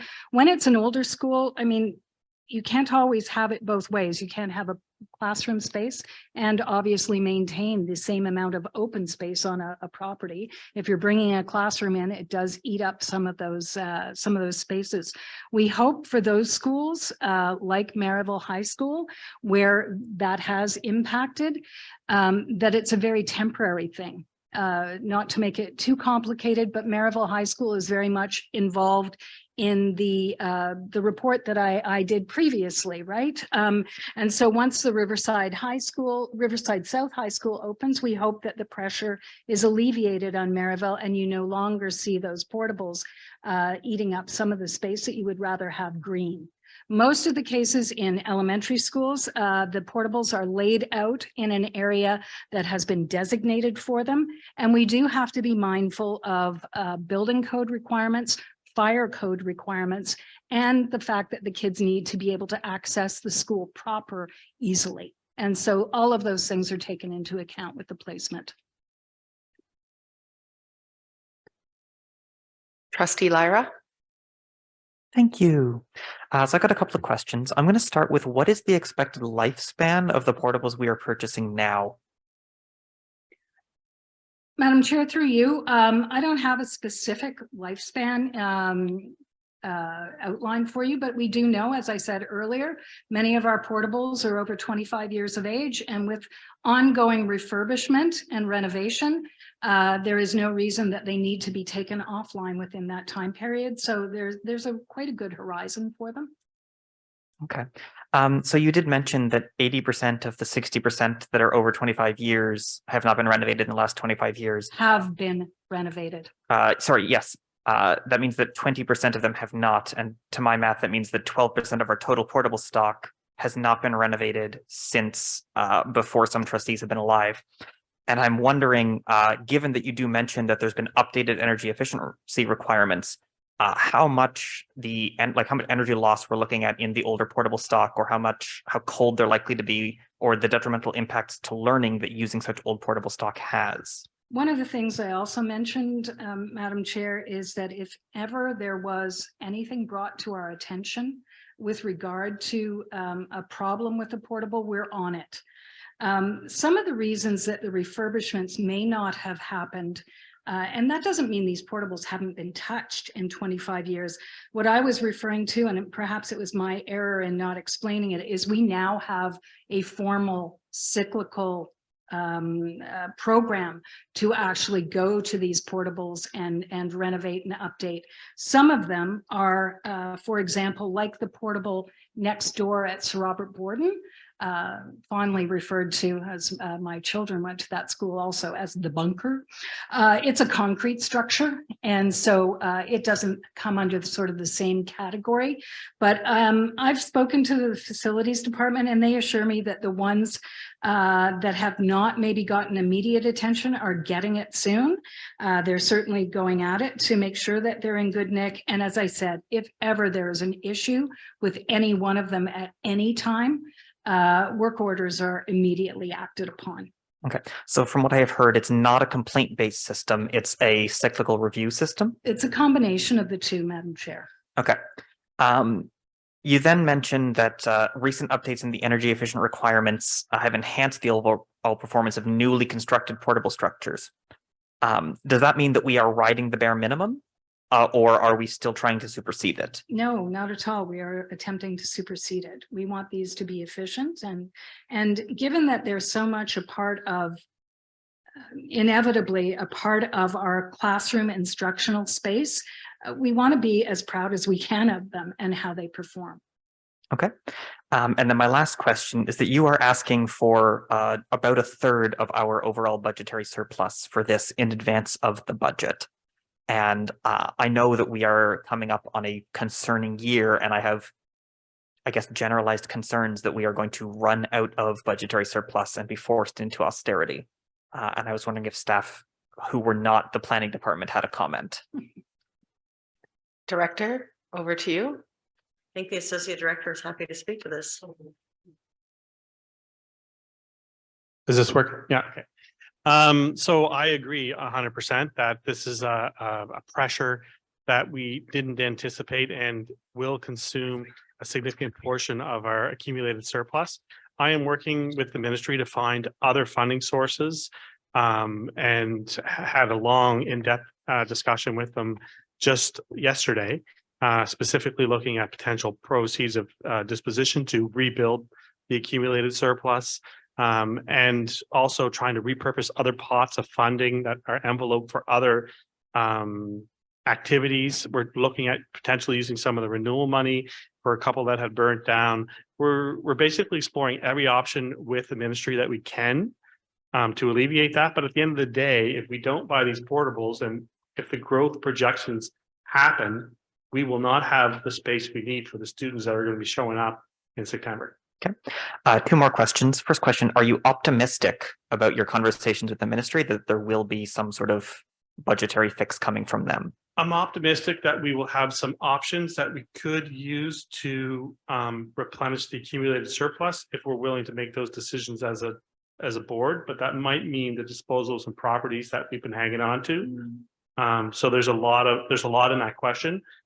I don't know if we're going to get access to a separate pot of money that was earmarked for something else, because that's a legislative change that is beyond the control of just the ministry. So it's a very complex situation as far as trying to figure out the best funding source and getting ministry approval, because it's not always within their control either. Okay, that answered them both. Thank you.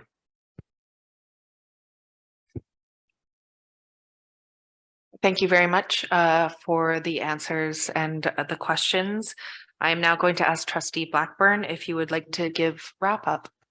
Thank you, Madam Chair, and I'd like to thank my colleague Trustee Aziz for working microphone management. Very, very good. Job well done.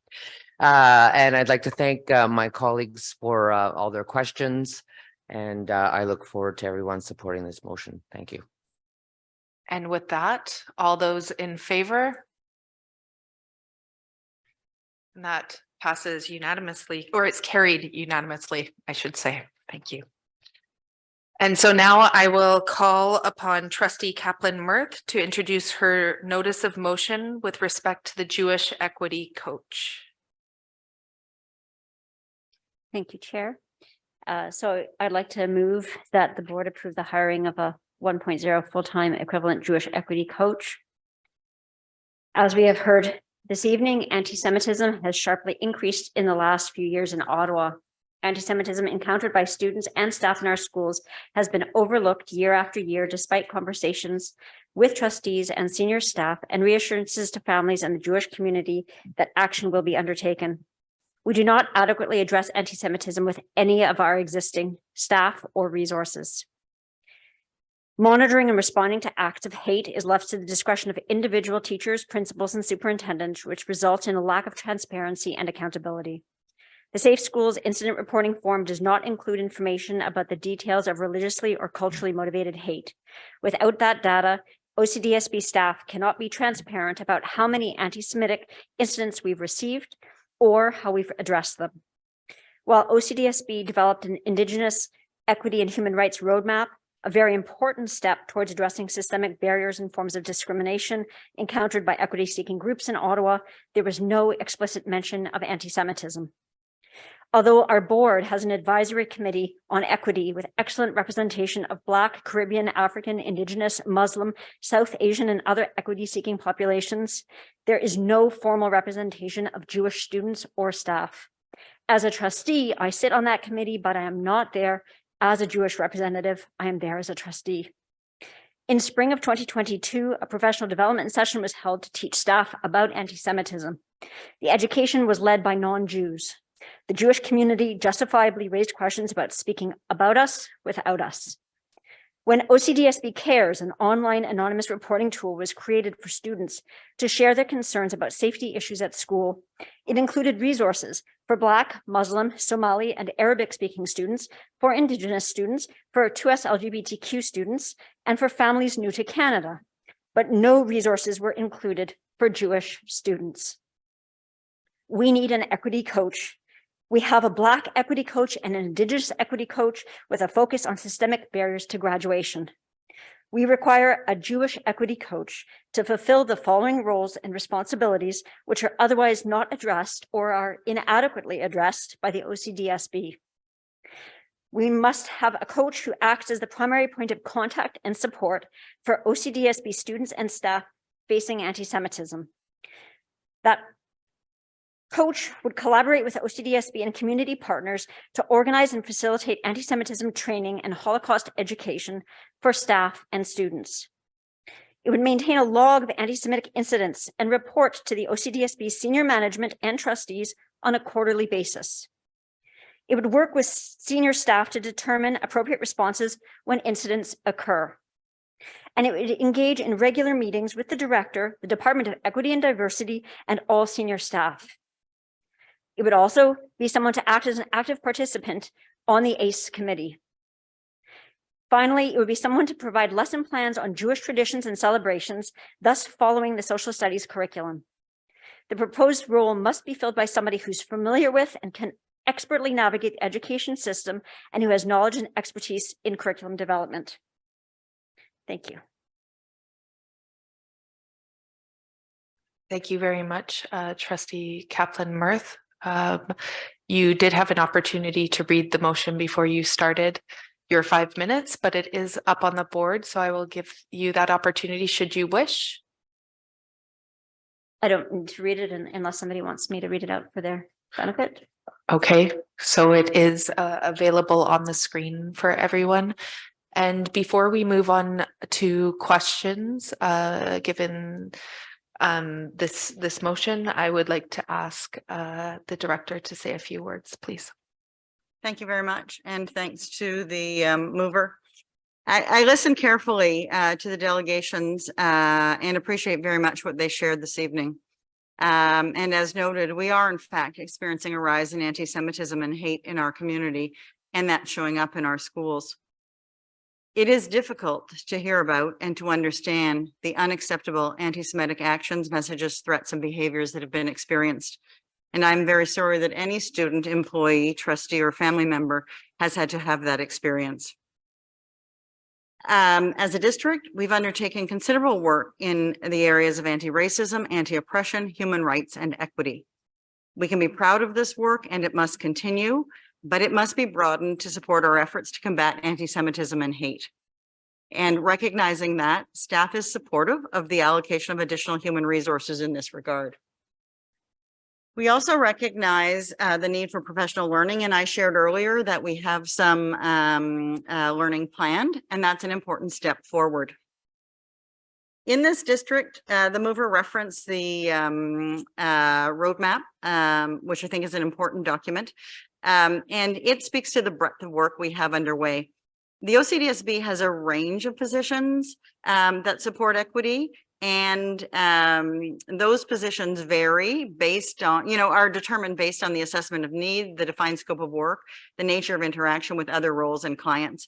And from the sort of needs assessment, staff generally review job descriptions and determine what the right kind of position is. Tonight, we've heard quite a bit about the creation of a specific position.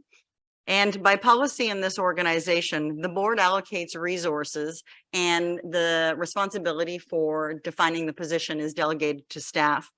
And the reason for that is there are all kinds of issues in terms of establishing positions and making sure that we have not only the right skills and experience, lived experience as the community reference, but also qualifications, and we have comparability with other positions. And so I think it's important that we understand that because we're fully supportive of the allocation of resources. I also want to caution that in combating anti-Semitism, we can't think about that as the work of one individual. We have educators, educational support workers, principals, superintendents, diversity and equity coordinators, social workers, policy staff, human resources staff. All of them are engaged in this important work and must continue. What we're talking about is the increase in resources of one FTE so that we have some more hands-on experience with regard to anti-Semitism, and that will help to build our capacity and help us to further our work. And so the decision before you tonight is about the addition of resources. I don't think that it's necessary for the board to debate the job description. I do think we heard a lot from the community about need, and I think it's important for you to have a conversation about need and gaps and areas where you would like us to see progress more quickly. And we will be happy to reflect on that and to move forward with this very important work, and look forward to the discussion tonight. Thank you very much. Thank you, Director. We have a list of trustees wanting to speak. So first off, Trustee Dixon, over to you.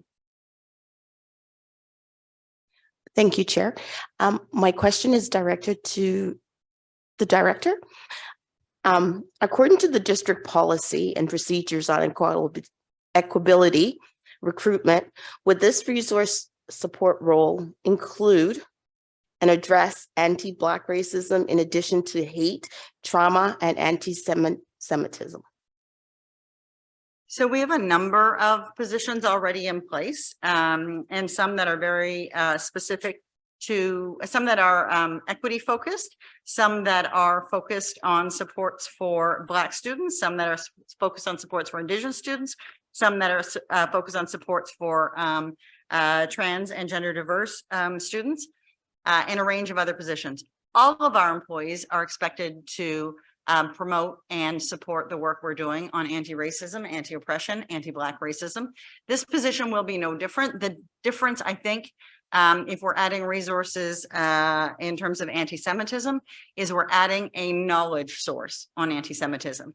But that work has to be integrated with the other work that's happening, which is why I made the comment about this. You know, we don't have to define the job description here. We have to decide about the allocation of resources and how we want to advance that work. There is no question that the additional resources with the experience in anti-Semitism will be helpful to understanding. And I think it's important because we heard a lot from the community, not just about anti-Semitism, but hate. And that's an additional area where we have to grow capacity, is our anti-hate effort and understanding that. So definitely integrated there. So, sorry,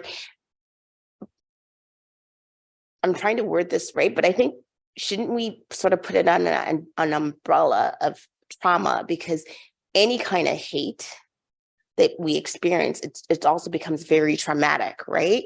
So shouldn't we be looking at how are we going to deal with the trauma and the after effects of having to go to having this experience, right? Because, I mean, an adult might be able to handle it a lot better than a 10-year-old or a 12-year-old or a 15-year-old, because it is, no matter what name you're called or how you're being traumatized, and it's an experience that you have to relive again. So shouldn't we really be focusing on how we're going to deal with it to combat hate, right? Because it's very traumatic. I don't know. Absolutely. And we have done and continue to do work about dealing with trauma and trauma-informed equity practice. And I think that's a very important part of how we proceed.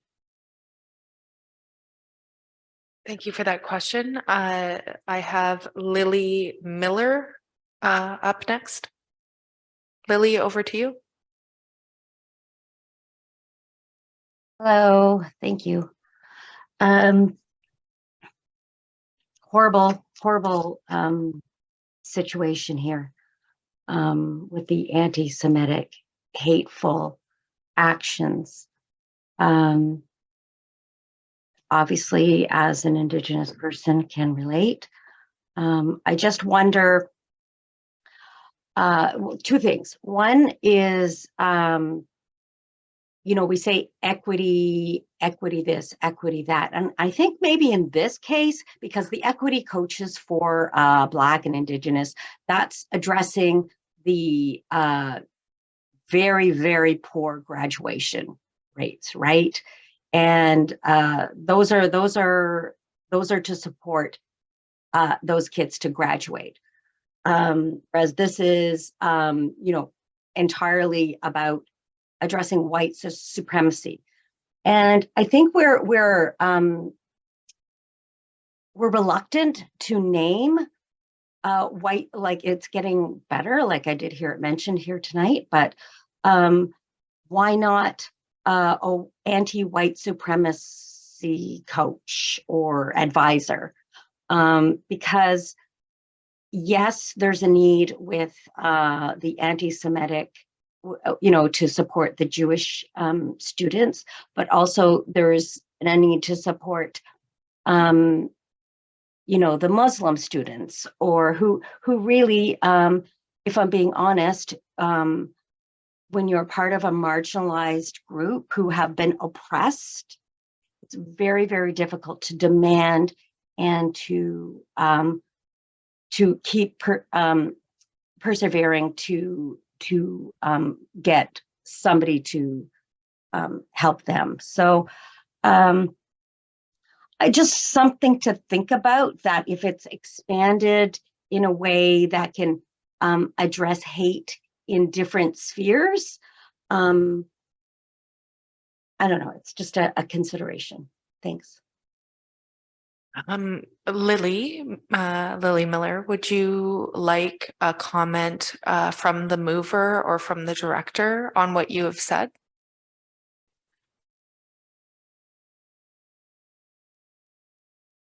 Yes, that would be great. Is there anyone in particular that you would like me to direct it to? I'm interested in what the director's thoughts on this. Okay, thank you. Over to you, Director. Well, I'm happy to respond. I know that the mover is interested in commenting on this, and I appreciate the perspective. We are responding to the motion that's on the floor. And the motion on the floor was specific to a Jewish equity coach. There is, I think, a real need to think about this in the context of our work about human rights. And I think I mentioned earlier, there's definitely a need for us to grow our capacity in terms of dealing with hate and focusing on anti-hate. I share the concern about, do we have a growing list of resources by identity or by specific group? And to that, I would say this: we are currently experiencing a rise in anti-Semitism, which we know we need some knowledge and skills to support. We know from our experience with initiatives, whether it's in our equity and human rights work or in any other area, that we go through stages where we have different needs. We have stages where we need to build our capacity, and our focus is on professional learning, development, understanding the issues, learning how to identify whether it's anti-Semitism or hate, getting comfortable with the language associated with it, and, shifting the conversation. After we move through that stage, we generally have different needs as an organization, and we have to be thoughtful about how we deal with that. And so there is a risk in creating positions that we create, a growing list, and we need to be responsive and understand that at times we need to create additional, and at times we will need to change the areas of focus, which again gets back to my comments about job descriptions and thinking about what is the need and what skills and experience would best serve the broad range of work that the district is doing, and what brings the specific experience that we're looking for at this particular time. Thank you. Noting that we have 5 speakers, Trustee Kaplan-Murth, would you like to quickly respond to Lily Miller? Sure. Thank you for your question, Lily. And I would just add that, in preparation for this motion, I did hold conversation with leaders of Jewish organizations, including the former Chief Executive Officer of Canadian Jewish Congress, the President and CEO of the Jewish Federation of Ottawa, the Executive Director of Jewish Family Services Ottawa, as well as with local rabbis and Jewish community members, advocates, students, and staff. The common message is that anti-Semitism is in the form of microaggressions and overt Jew hatred is pervasive, and it isn't currently addressed by any other means. Holocaust denial is a common theme. Blood libel, Jews controlling media and banks, which is referred to as cabal myths, the conflation of Judaism with international politics, and general scapegoating of Jewish people throughout history. Anti-Semitism is misunderstood, overlooked, and dismissed. It's rare for a Jewish child to get through public school without experiencing implicit and overt anti-Semitism. No other form of racism or discrimination would be so easily shrugged off. So while I appreciate that there is work to be done across all forms of hate, respectfully, this is a situation in which if there isn't specifically somebody whose sole focus is anti-Semitism, then anti-Semitism has historically not been addressed. Trustee Lyra. Thank you. So my first question is to staff, and that is whether or not we should have the word approximately in a motion dealing with money. I don't think it's the first time, and I don't think it's a bad idea. Okay. In this particular case, we know that if we're looking at specific job descriptions, we have some positions that are around the $100,000 range, but some might be slightly higher. And I would hate for us to be $5,000 or $10,000 out and having to come back to the table. Understood. So my general comment on this motion is I understand people might want to build more broad resilience and not focus on particular identities. But there are times when it is most appropriate to focus on where the need is. So over my lifetime, when we hear people say, why are we spending so much money on AIDS? Why are we focusing on the AIDS crisis? Why is this impacting the community? Why don't we focus on cancer? Why don't we focus on something else? Why don't we focus on all healthcare needs? I think it is inappropriate to redirect the conversation from the group that is actively seeking redress, from who is actively showing that there is harm, to a different group. And so I think it's really important that this motion be specific, that it be specifically a Jewish equity coach and not a general human rights coach and not a general anti-oppression coach, because this motion is seeking to address a specific harm that we have seen in our school system. So I, before the election, was asked if I would support an equity coach. And the answer that I gave was if there was demonstrated need. It wasn't a good yes/no question. It was just a big, long answer. But there has been a very clear, in my opinion, demonstrated need for a position of this job description of this importance. And so I'm going to be supporting the motion as it stands. Thank you.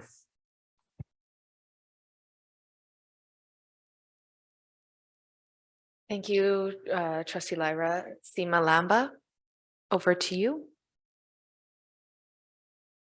Sure, thank you.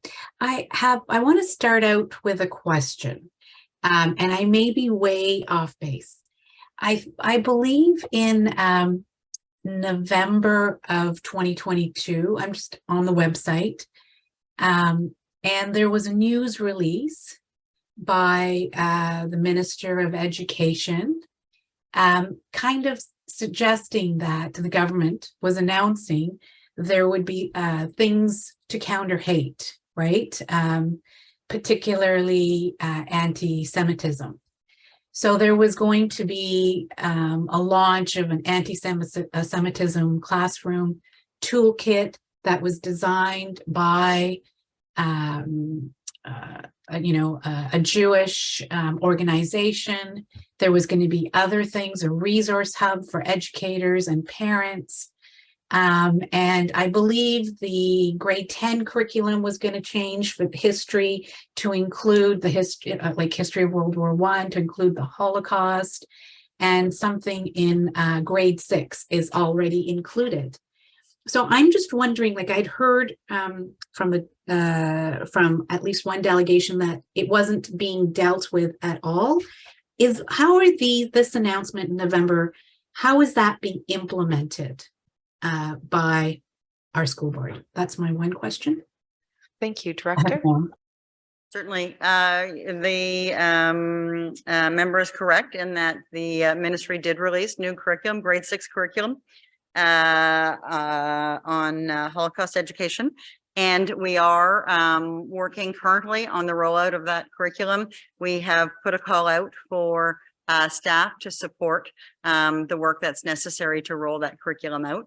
And as part of that work, that will be an area where we need to give some thought to prioritizing the readiness of educators to deliver that curriculum.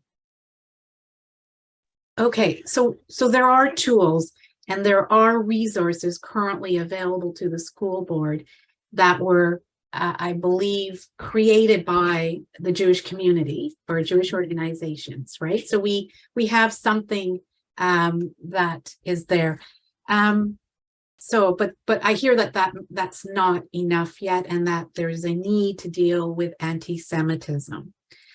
But I don't know, maybe I'm a bit confused with the word coach. As I've understood the word coach, it's to assist marginalized students who don't have, their communities who don't have high graduation rates. I don't know if the right word is coach. That's what I'm just posing, right? Because the coaches this seems to be broader than a coach, right? It seems to be on curriculum and other things as well, on anti-Semitism and hate. And the other thing is, I've also heard there's a need right now. So is it something that should be like continuous, or should there be parameters to say 1 year, 2 year, and then reassess? I just put that out there because I'm conscious of the fact that, yeah, there is anti-hate against other marginalized communities who, aren't here vocalizing the same sort of hate they're experiencing, even though it may not be the same. So I'm not trying to say that anti-Semitism or other, but they're just not here, and that we might come to the next board meeting with that, and there won't be any resources for them. So I just have those questions. Well, thank you, Seema. I will pass it over to the director to respond. So we talked a little bit about equity related positions at the district. And when we talk about coaches, we're rooted first, I think, in the concept of instructional coaches. And instructional coaches generally are there to support learning and rollout of the curriculum. We have a range of coach positions. So we have instructional coaches who are tied to specific academic subjects, for example, math. We have learning coaches that support our student achievement through equity work. We have equity instructional coaches on equity and anti-racism. We have Indigenous education coaches. We have Black graduation coaches, which would be a slightly different and more focused role. Indigenous coach for graduation coach for Indigenous students. My point only being that there is a range of coaches, and it's difficult for us around this table with all of these folks to talk about what is the role and what are the specific assignments and responsibilities of this role. And I think that, the motion as stated talks about a coach, and we can go away and create the right roles and responsibilities. I'm not sure everything in the preamble of the motion would fall into necessarily the role of an instructional coach, but it highlights some of the areas of need. So as long as we understand that the motion as worded means that we're going to create a position and that we're not bound to a job description that's designed around this table as opposed to through the appropriate process, then I think we're okay. Thank you, Director. Rebecca Zuckerbolt. Point of personal privilege, Madam Chair. Yes. We're encroaching about the 2-hour mark, and to allow some of the trustees to be able to get a bio break without missing any of the important discussion that's going on, may I move for a 15-minute recess? Trustee Lee, I was hoping to give us a 10-minute recess after we finished this debate. But we are also, the list is getting a lot longer. So am I seeing nods around the table? Okay, great. So I'm going to call a brief recess of 10 minutes. And I will see you back here at, let's say 9:07.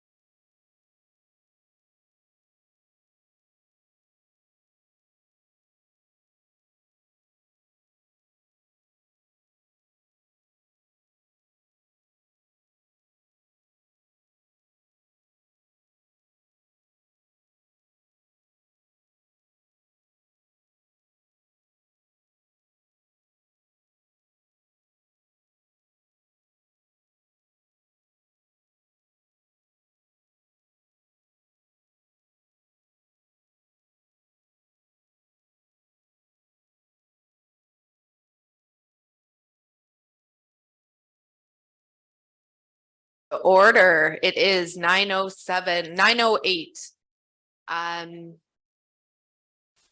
Thanks everyone. I just want to reiterate, and I think we all know this is a very important conversation and the list of speakers is growing longer. I do want to let everyone know that we also have a very important environmental scan for our strategic plan presentation coming up later this evening. And so I would appreciate if trustees and others could bring their questions to be as concise as possible with their questions and concerns. Thank you very much. And I believe next on our list we have Rebecca Zuckerbolt. Please go ahead.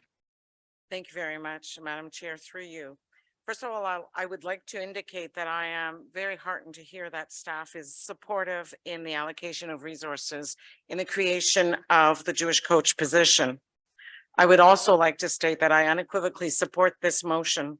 We know that anti-Semitism, which is an age-old scourge, has become increasingly problematic in society in general and for Jewish students and staff at the OCDSB in particular. It's high time to take proactive measures to ensure there is education to combat hatred against Jews. I'm an educator, daughter of a Holocaust survivor, and I am Jewish. I have been, like many others, the target of anti-Semitism, as have my children. It is clear that Jews are the canaries in the mine. If there is failure to address anti-Semitism, this will signal to others that there can be hate directed to others.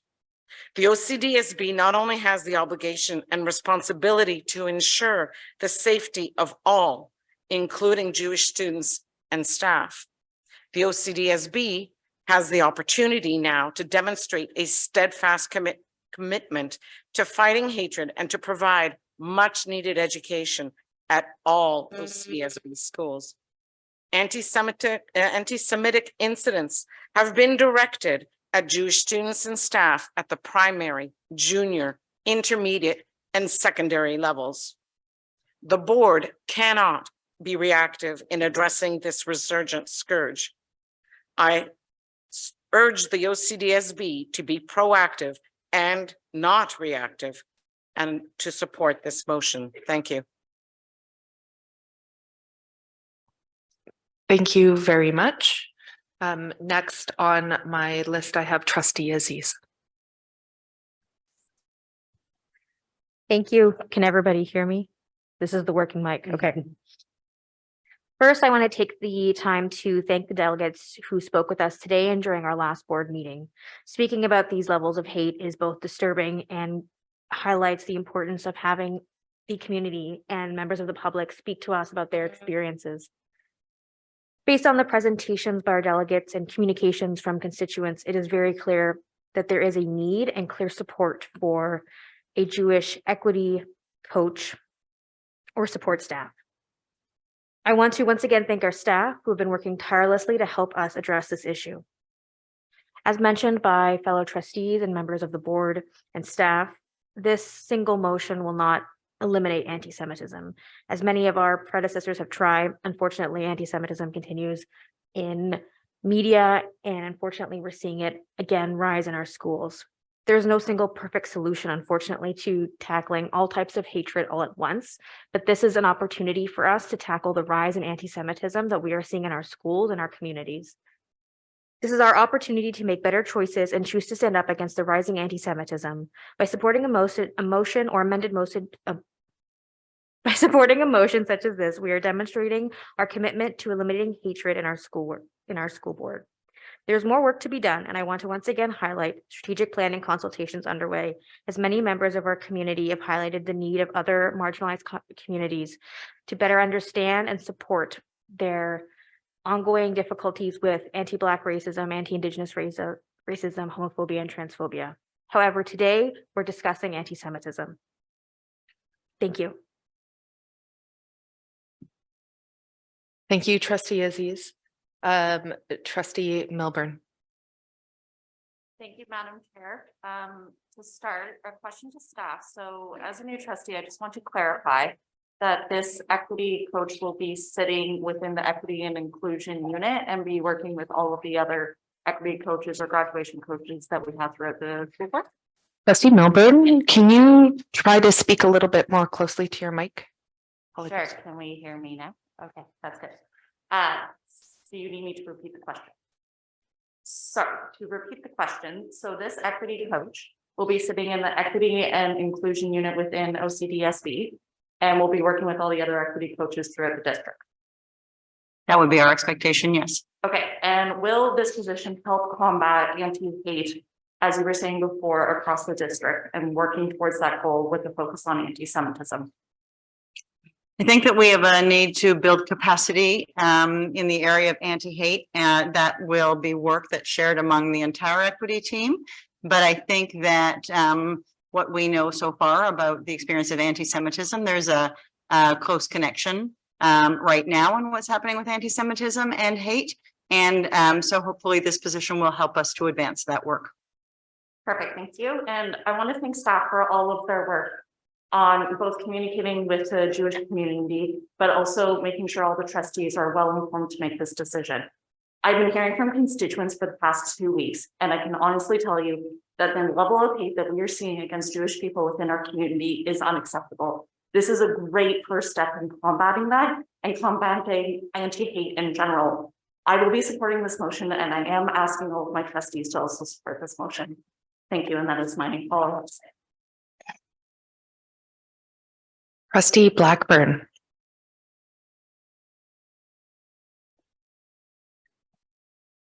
Thank you, Madam Chair, and through you.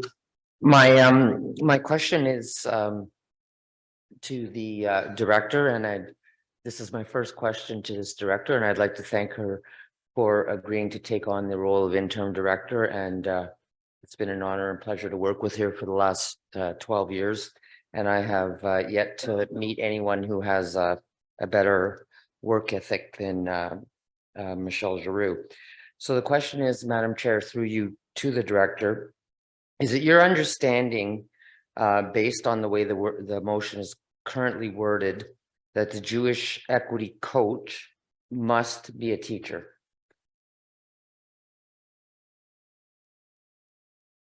Is it my understanding based on the motion that it must be a teacher? Was that the question? Yes. I can't speak to the mover's intent. I definitely think that there's instructional work to be done. But one of the reasons I cautioned against us thinking about the job description too much is because we have instructional coaches, equity coaches, some of whom are educators and some who are not. And so I think what's important is that we establish a job description. And I think we heard from the community, and I agree that lived experience is an important part of what we're looking for in support. Some of this work requires an educator. Not all of the work requires an educator. And I think that's a conversation for staff to have once the motion has been carried. Thank you, Madam Director. So I guess my concern is, because for some people, the term equity coach does mean a teacher, and I agree with your analysis that I don't want the motion worded in such a way that can tie the hands of staff to get the work done that is needed to be done. And so I look forward to my colleagues who haven't spoken yet to speak to the motion, but I will say that it is abundantly clear to me that anti-Semitism is a big problem in our district. It pained me a great deal in the spring when I represented Knoxdale Maryville at the time, which includes Sir Robert Borden High School. It pained me a great deal to take telephone calls from some of my constituents and for them to talk to me and tell me their stories of hearing things from Greenbank Road being yelled at through a megaphone, sorry, and they could hear these things inside their homes. Our homes are supposed to be our most safe place, and it wasn't for those constituents. And that caused me a great deal of pain and anguish. And I've since then been thinking a lot about how we combat anti-Semitism. So I want us as a board, as a district, to allocate resources to this, and that the allocation of those resources be allocated in such a way that does the most good. Thank you, Madam Chair. Thank you, Trustee Scott.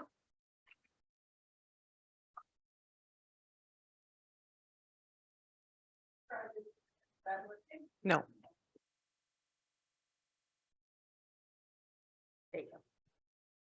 Thank you again, Trustee Aziz.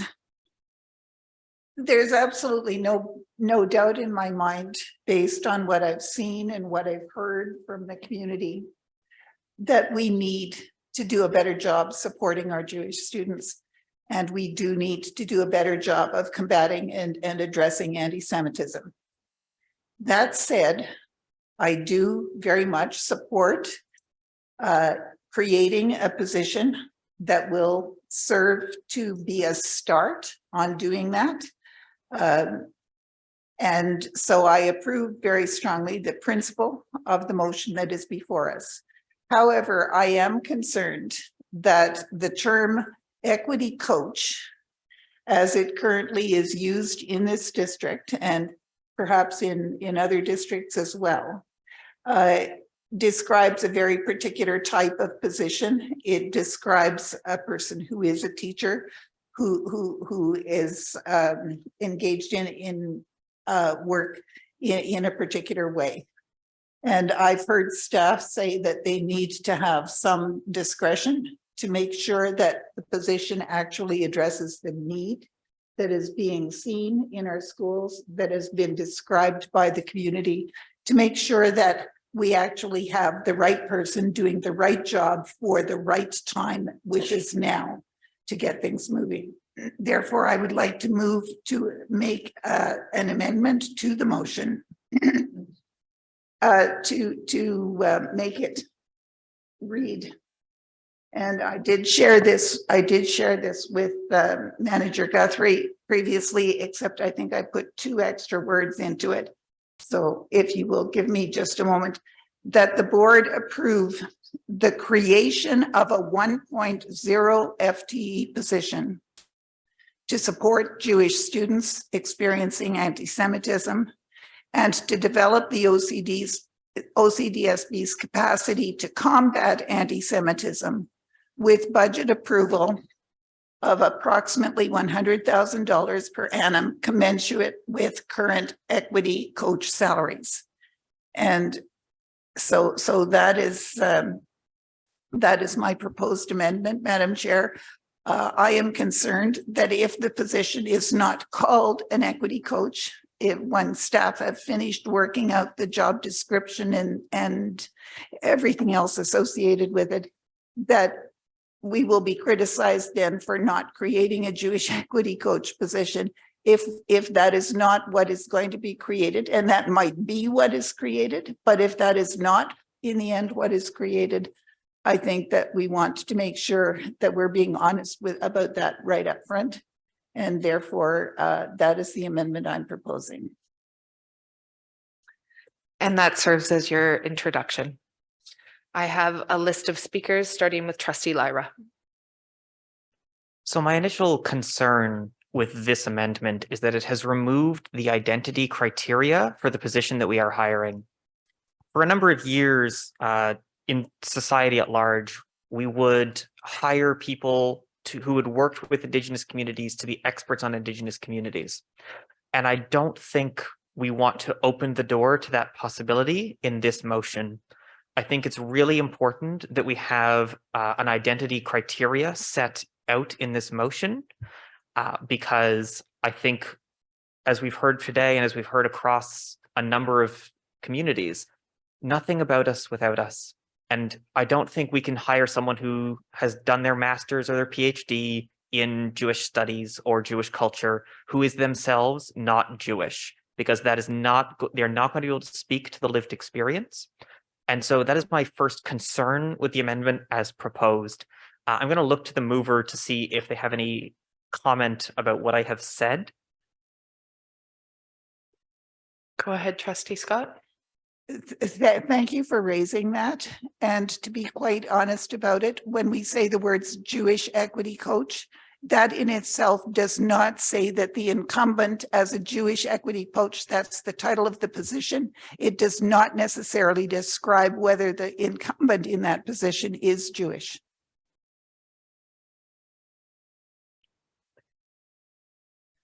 I would have interpreted that differently. I would have interpreted the words Jewish equity coach to have been a requirement that the individual be a member who was Jewish. So I'm going to think about this amendment. I'm going to listen to what others have said, but I have expressed my deep concern with the amendment as proposed at this time. Trustee Kaplan-Murth. Thank you. Through you, Chair. First of all, the right time was years ago, not today. And with all due respect, I think the changing of the wording of this is to dismiss, once again, what the Jewish community is saying is needed. A Jewish equity coach is needed. As we've heard from our director, there are many different roles that are referred to as coaches. And in this case, if it were determined that it doesn't have to be a teacher, that would be part of the role of our staff in developing the job description. However, to call it a Jewish equity coach does, as Chair Lyra was saying, indicate that it must be a Jew, just as a Black equity coach must be Black, and an Indigenous equity coach must be Indigenous. And it's not acceptable, the amendment as it stands in my mind. Thank you. On a point of personal privilege, I would respectfully ask that the speaker withdraw her comments about being dismissive of the Jewish community. That is the last thing on my mind. I want this to work. Thank you very much, Trustee Scott, for raising that concern and for also stating that that was not your intention. Trustee Kaplan-Murth, can you please recognize that that was not Trustee Scott's intention? I recognize that you are expressing that you want to do something to support the Jewish community. The Jewish community has put a lot of work into this for years and has brought this to the chair of this board, as well as to senior staff year after year to say we need something done. Now, today is the time to acknowledge that this is what we need to do and not to argue about the semantics of whether you do or do not want to call it an equity coach. So before we continue, I am going to ask everyone to take a deep breath, and I will look over to you, Trustee Scott. Are you satisfied with what Trustee Kaplan-Murth has just brought forth? No, Madam Chair, I am not. She has alleged that I am dismissing. She has made a personal remark, which is not correct, and she has not withdrawn it. Trustee Kaplan-Murth, will you withdraw the comment that you made directly regarding? Absolutely. I will withdraw my comment. Thank you. Thank you very much.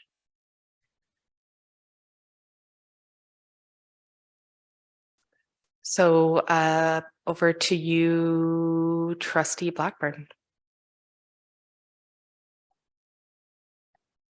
Thank you, Madam Chair. And through you, it makes me very sad when in my mind, this is an opportunity for us to come together. And it's not turning out that way. And I hope that we can bring it back. I think perhaps there's a bit of confusion, which is fine, given the situation. I think the comments that I heard from my colleagues are both correct. So I would like clarification from staff. So there is the position, there's titles of positions, and then there's people who fill those positions, right? And so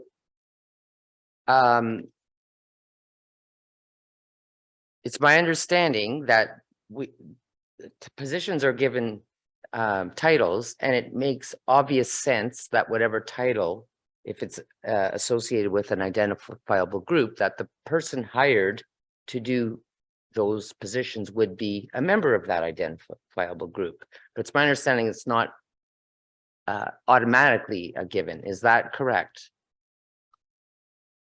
It should be, but is it automatically a given?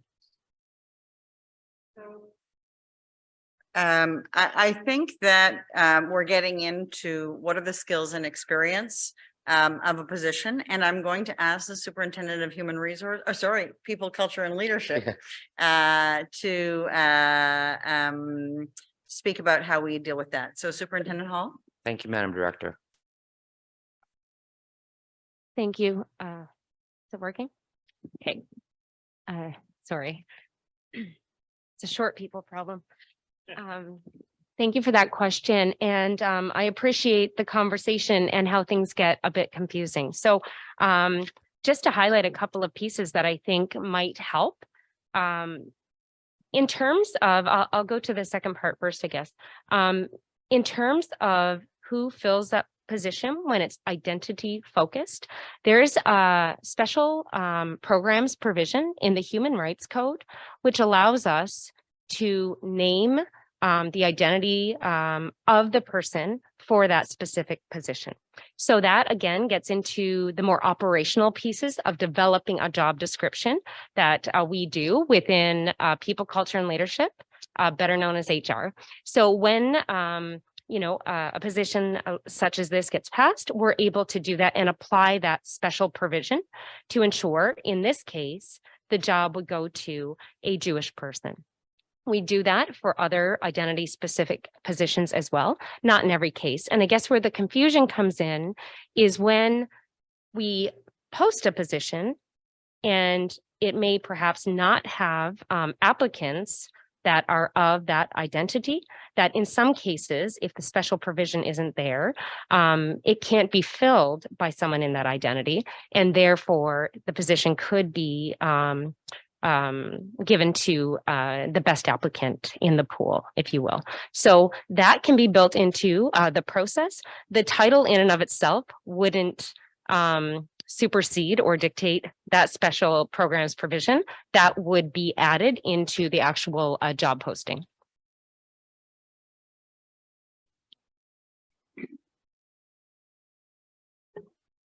Do you have a follow-up question? I was just waiting for you to address me to speak. So, Trustee Blackburn, thank you. over to Well, you. I just typically don't jump in unless the chair says I should. Okay, so thank you very much, Superintendent Hall, for your response. So I guess my question is, my colleague has put an amendment on the floor that we are now discussing, and it says that the board approve the creation of a 1.0 FTE position to is the word Jewish? Oh, sorry. To support Jewish students experience anti-Semitism. So my question is, does staff read that to read that, if this motion passes, if the amendment to the original motion passes, would staff hire, if possible, a Jewish person with lived experience with anti-Semitism to fill this position? I'm going to let the superintendent speak to the question. Certainly, would we look for lived experience? Yes, and the superintendent can speak to the specifics. Yeah, through you, Chair. Operationally, this description would work for us to be able to identify it to be a Jewish position. I think we understand and have heard the feedback and voices of the community to be able to design this in the way it's intended to be reflected. So to be quite fair, I think either could work in terms of scope. And I think another challenge with the word coach is an organizational challenge, because we've assigned the term coach to different positions, whether they be teaching positions or non-teaching positions. And each one of those coach positions can sit either within the teacher bargaining unit or the ESP bargaining unit. So sometimes there's confusion over it, and those are operational details that we can sort through if this motion is supported this evening. Thank you, Superintendent Hall, and through you, Madam Chair. I believe that the explanation from the superintendent should alleviate any concerns that my colleagues across the table have. And so it is my, I will continue to listen to the debate, but as it stands at the moment, I will, my intention thus far is to support my colleague Trustee Scott's amendment. Thank you. Trustee Aziz. Thank you, Trustee Blackburn, for passing the mic, literally. I guess my understanding is the concern around the job description of a Jewish equity coach, which sounds like the root of the concerns raised by my colleagues on the board.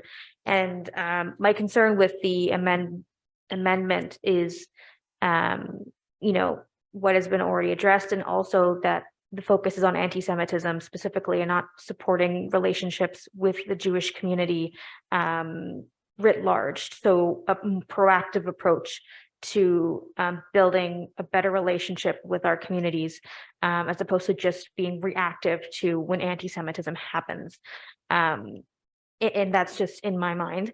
And so in order to address the number of concerns that have been brought to the board, and I'm asking this question through you, Chair, to perhaps Superintendent Hall or the Director, if possible, if this amendment does not pass and we go back to the original one full-time equivalent Jewish equity coach, would it be possible for the board, once the staff, and this is not to undermine the important work of staff, but just due to the sensitivity of the creation of a Jewish equity coach and the importance in ensuring our dedication to community concerns, would it be possible for the board to review the description, the final job description of a Jewish equity coach before hiring has begun, just to ensure that our concerns raised today, and again, not to undermine the work of staff, are well addressed? And again, just, is this making sense?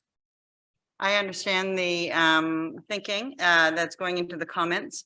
I would strongly advise against it. And the reason for that is there is a lot of structure and process that goes into the creation of a job description. And there's a lot of expertise at the human resources level in doing that.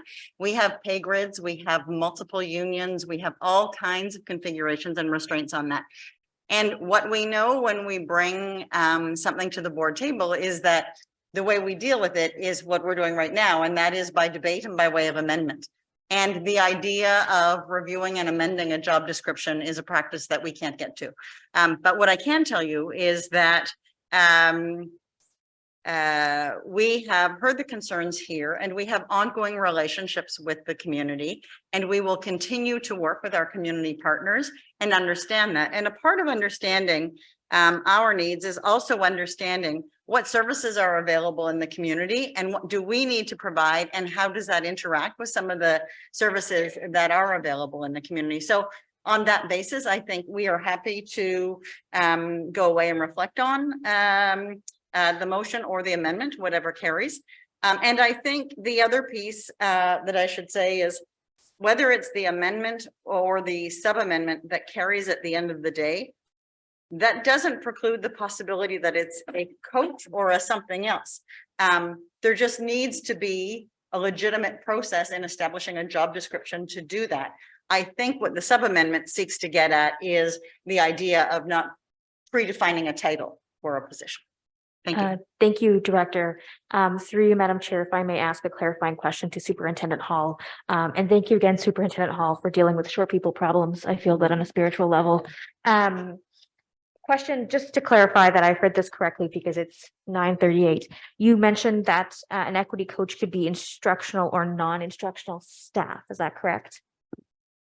Through you, Chair, that is correct. Thank you. Thank you, Madam Chair.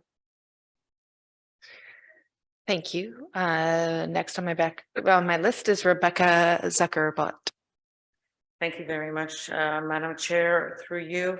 I'd like to speak to the proposed amendment and suggest that on 2 counts, it's problematic.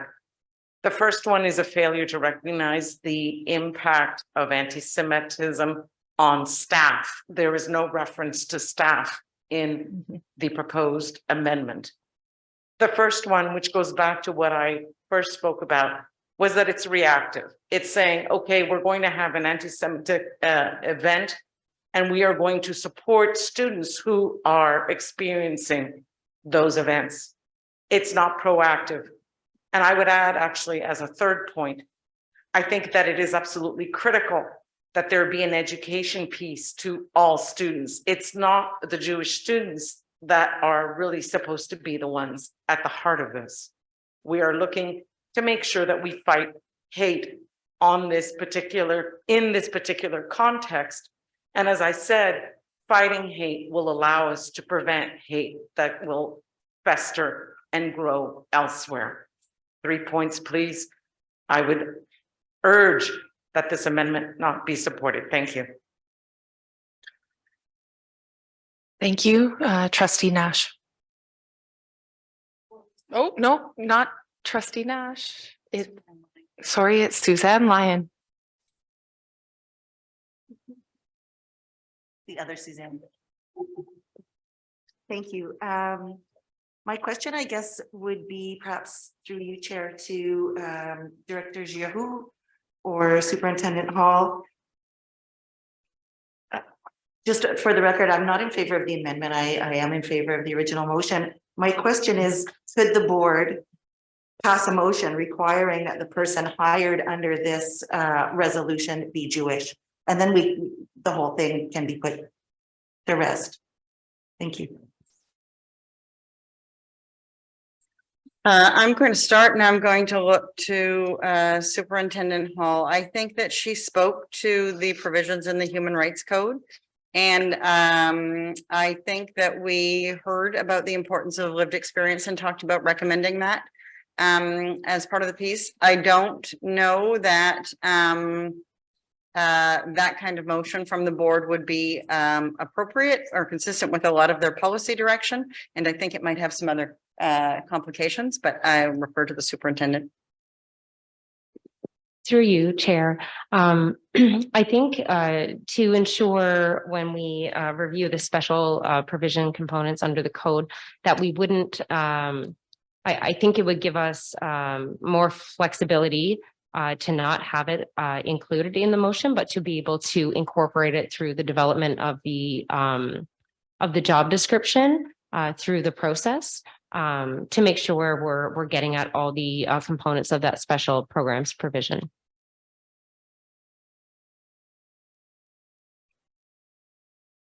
Is it okay to respond? Yeah. I understand that flexibility is a good thing. I think that perhaps in this case, that flexibility is not appropriate.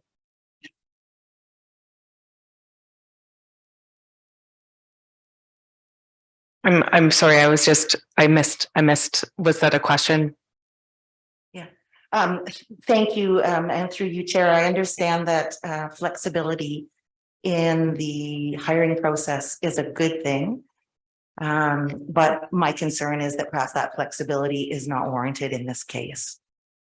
and that the requirement that individual or individuals hired under that 1.0 FTE should be Jewish? And can the board make that determination now?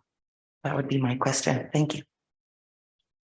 I believe I can pass it over to you, Director, but I do believe that if a trustee wanted to put that forth, it could in fact be added, amended into the motion.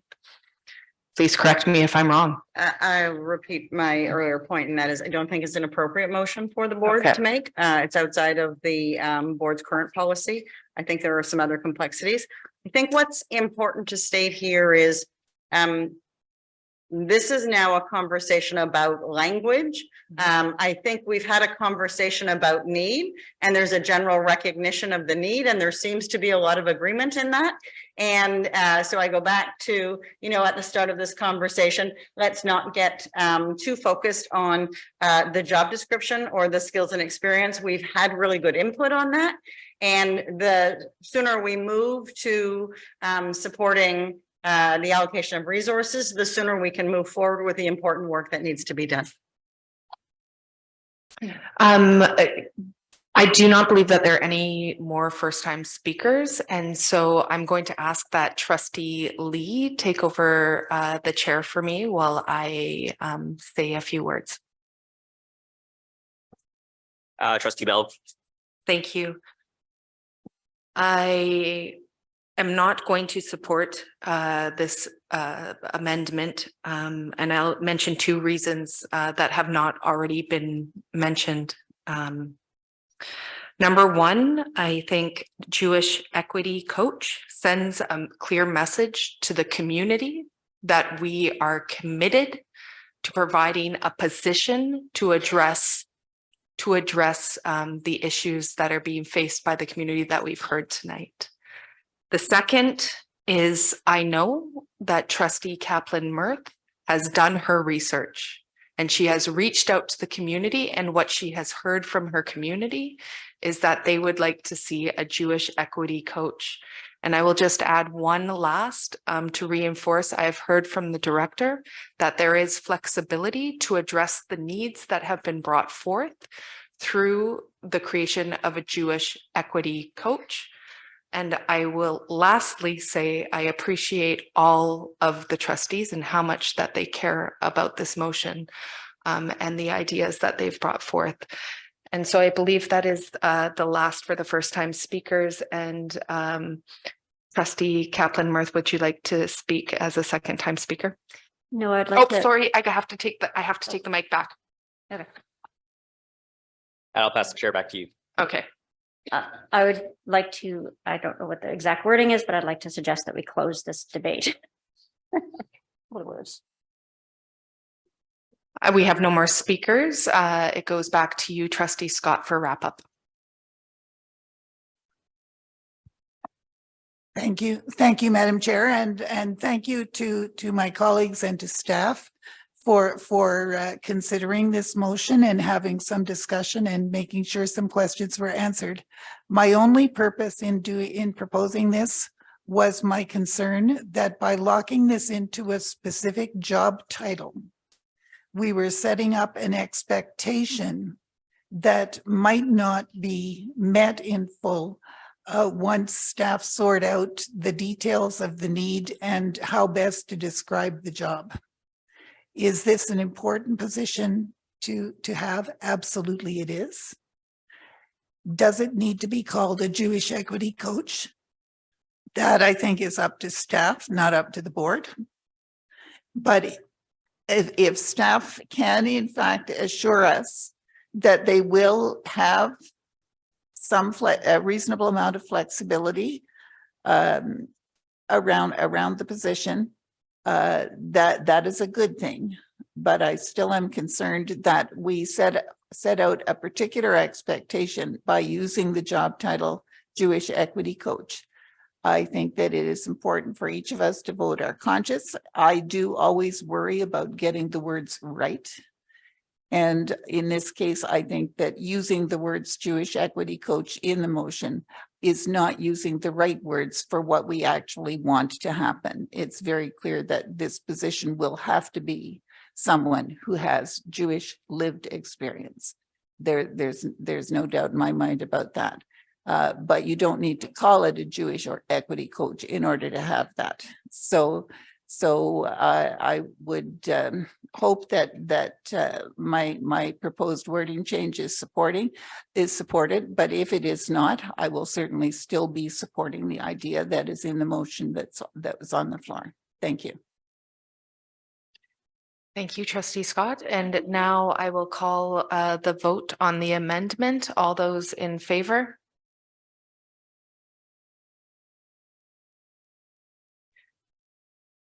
Thank you. And that is 3 in favor, and that does not pass. Madam Chair, you need to call the oppositions. There could be 9 abstentions. Oh, that is right. Thank you very much. So those in favor, I mean, those opposed. Oh, it's getting late. Is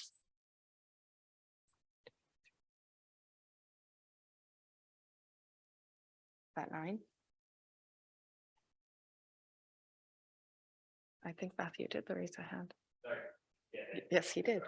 So that is 9 opposed. Any abstentions? My math is okay. No abstentions. Okay, great.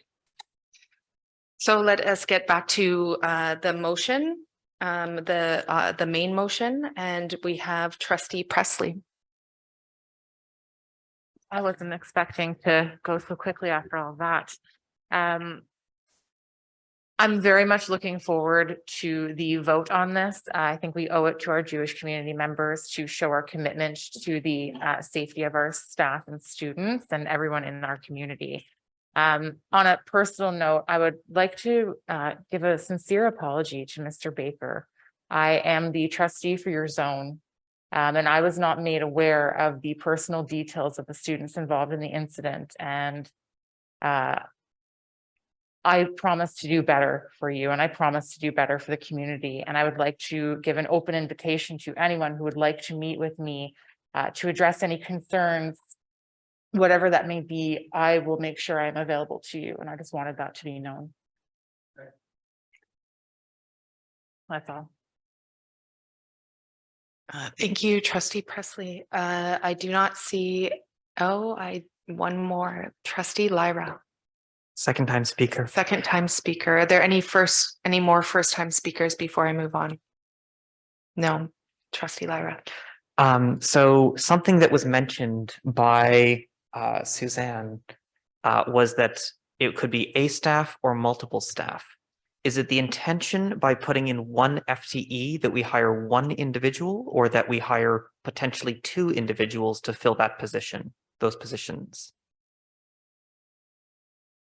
We have always understood the motion to be 1 FTE, as opposed to the motion could have been that staff, the board allocate $100,000 for resources around anti-Semitism. So the motion is around 1 FTE.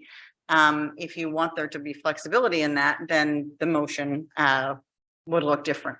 At this stage, I'm not sure that that's worthy of amendment, as opposed to us reflecting on the conversations. I think we see in the motion also language that's commensurate with other equity coach salaries. And I think that's an important piece. Although we have a range of salaries, if we're looking at that commensurate salary piece, we're most likely looking at the $100,000 mark in salary and benefit costs. The reason I ask is sometimes we use FTE to mean 1 individual, and sometimes we mean FTE to mean 2 halves of a position. And I'm concerned that we might end up with 1/6 equity coaches. So that happens in teaching assignments where we have points of positions, and that has to do with the unique structure and nature of teaching positions. That is not generally how we would hire for this type of position. We wouldn't, as a comparable example, hire generally a 0.33 policy analyst or something like that. So we'd be looking to fill it in 1 individual wherever possible. Thank you for that clarification. Seeing no other speakers on the list, I will turn it back to Trustee Kaplan-Myrth for wrap up. Thank you, through you, Chair. I would like to first acknowledge the students and the families that have spoken so bravely about their experiences of anti-Semitism. I know that's not easy. I also want to give my heartfelt thanks to the chair and the director, interim director, and the staff, the senior staff, and all of my trustees, including past chair, for their commitment to addressing anti-Semitism. The increase in anti-Semitism in our schools requires urgent action from the OCDSB. Today's motion, if passed, will be a step in the direction of addressing the anti-Semitism in Ottawa public schools.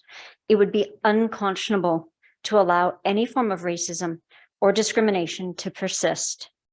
Our existing staff and resources to support Jewish students and staff are inadequate. We need to hire a Jewish equity coach to significantly advance education about anti-Semitism and to ensure that we have a safe and inclusive environment for Jewish students and staff. I again respectfully ask that you vote in favor of this motion. We cannot, as a board or as a society, be silent about anti-Semitism, or we have learned nothing from history. Thank you. And with that, I will call the vote. All those in favor?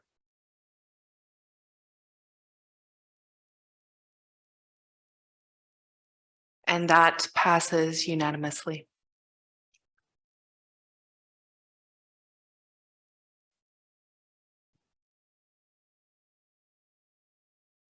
And I just want to clarify, it took me probably about a year to figure this one out. So although it has passed unanimously, this will come to our next board meeting, at which time we will vote again and have what I believe is called the binding vote. And so I would like to say thank you to everyone who has participated in this debate, and to Trustee Kaplan-Myrth for bringing this forth. And I appreciated all the comments that were made around the table and how much we know that people care and are dedicated to moving forth on this. And we will now move on to our reports from the statutory and other committees, starting with the Advisory Committee on Equity from the 27th of October, 2022. Can I please have a mover to receive? Point of personal privilege, Madam Chair. Yep. If people are going to leave, if we can take a 5-minute recess for them to leave, or they stay so as not to have background noise. Yeah, I think we can, given the time, I'm going to continue going. And hopefully people will be quiet when they're leaving, and thank them again for joining us. So can I get a mover to receive the report of the Advisory Committee from the 27th of October? Thank you, Trustee Presley. Are there any errors or omissions? Seeing none, I will now call the vote to receive the report. All those in favor? That is carried. On to the Special Education Advisory Committee from 9th of November, 2022. Can I get a mover to receive the report? Trustee Scott, are there any errors or omissions? Seeing none, I would like to call the vote. All those in favor? That is carried. I will now call for a mover to receive the report from the Indigenous Education Council from the 17th of November, 2022. I see Trustee Nash. Are there any errors or omissions? All those in favor? Thank you. That is carried. I will now call for a mover to receive the report from the Audit Committee from the 28th of November, 2022. Lynn Scott. And are there any errors or omissions? All those in favor? That is carried. Madam Chair, Yes? there was a recommendation in that report which was dealt with at our previous, I think it was a special board meeting. Okay, great. Thank you. Thank you for that, Trustee Scott. I didn't have that in my notes. I will now call a mover to receive the report from the Special Education Advisory Committee from December 7th. Trustee Aziz, are there any errors or omissions? It's getting late. Seeing none. All those in favor? That is carried. And now the time is 10 o'clock.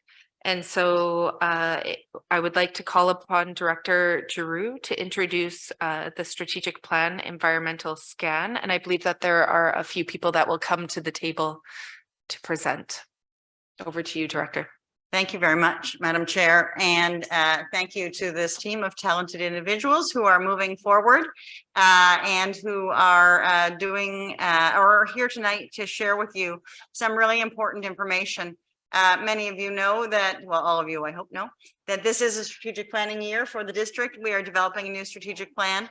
Our current plan has served and continues to serve us well, and we'll look to carry some of those priorities forward, but we do want to be thinking about the next 4 years and how we position that work. And so I am going to invite Andrea Rahim, our strategic business analyst, Joan Oracheski, the manager of research evaluation and analytics, and Stacy Kay, our manager of learning, learning support services, who is providing some support on a special consultation initiative under the STRAT plan. To share a little bit about the STRAT plan work and also about the environmental scan. They've got quite a bit of information. They'll give you a consolidated presentation given the hour and have an opportunity for you to ask questions. I think it's important to note that this is what we've called a progressive report. This is the first part of it, but we will have a regular update at every committee of the whole meeting going forward for the balance of the year, so that when we get to the building stage, you are better prepared for the development of that new plan. So over to this team. Thank you. Thank you. Through you, Madam Chair. As Director Giroux mentioned, we will be doing just a brief update on the consultation process and where we are at this point in that, and then trying to use the bulk of our time to dig into the environmental scan. So just a quick reminder of our framework being centered around student learning, and that the framework for this consultation is to listen to what our data is telling us, and that's in reference to the environmental scan, and to listen to what our people are telling us, which is why we are engaging in the consultation process, and some updates on that as well. And then leveraging what we learn to build a plan that unifies, and leading with a plan of care and with purpose. And so the consultation is officially launched. We are underway using a collaborative approach, consulting with the Family and Community Engagement Office and utilizing existing structures. So for example, after the introduction to high school nights, with the opportunity to engage with some students who were attending focus groups to share some reflections on those events. And we had the opportunity to join those focus groups and chat with students about the next strategic plan and really get some interesting insights from students that are currently in the process of looking to enter high school and who will be in high school throughout the course of the strategic plan. So some valuable insight happening there. As we've talked about, the consultation has 4 main participation pathways. We have individual one-on-one conversations. We are currently in the process of scheduling about 100 of those. Those of you around this table in the role of the trustee would have received an email from me with some individuals to be contacting for those conversations. And as a reminder that the senior team will also be engaging in those conversations as well. This is a start. The goal is for every member of the leadership team to have about 5 conversations. So really an opportunity to have authentic conversations where we slow down and take some time to hear about the experiences of our students, staff, and our caregivers.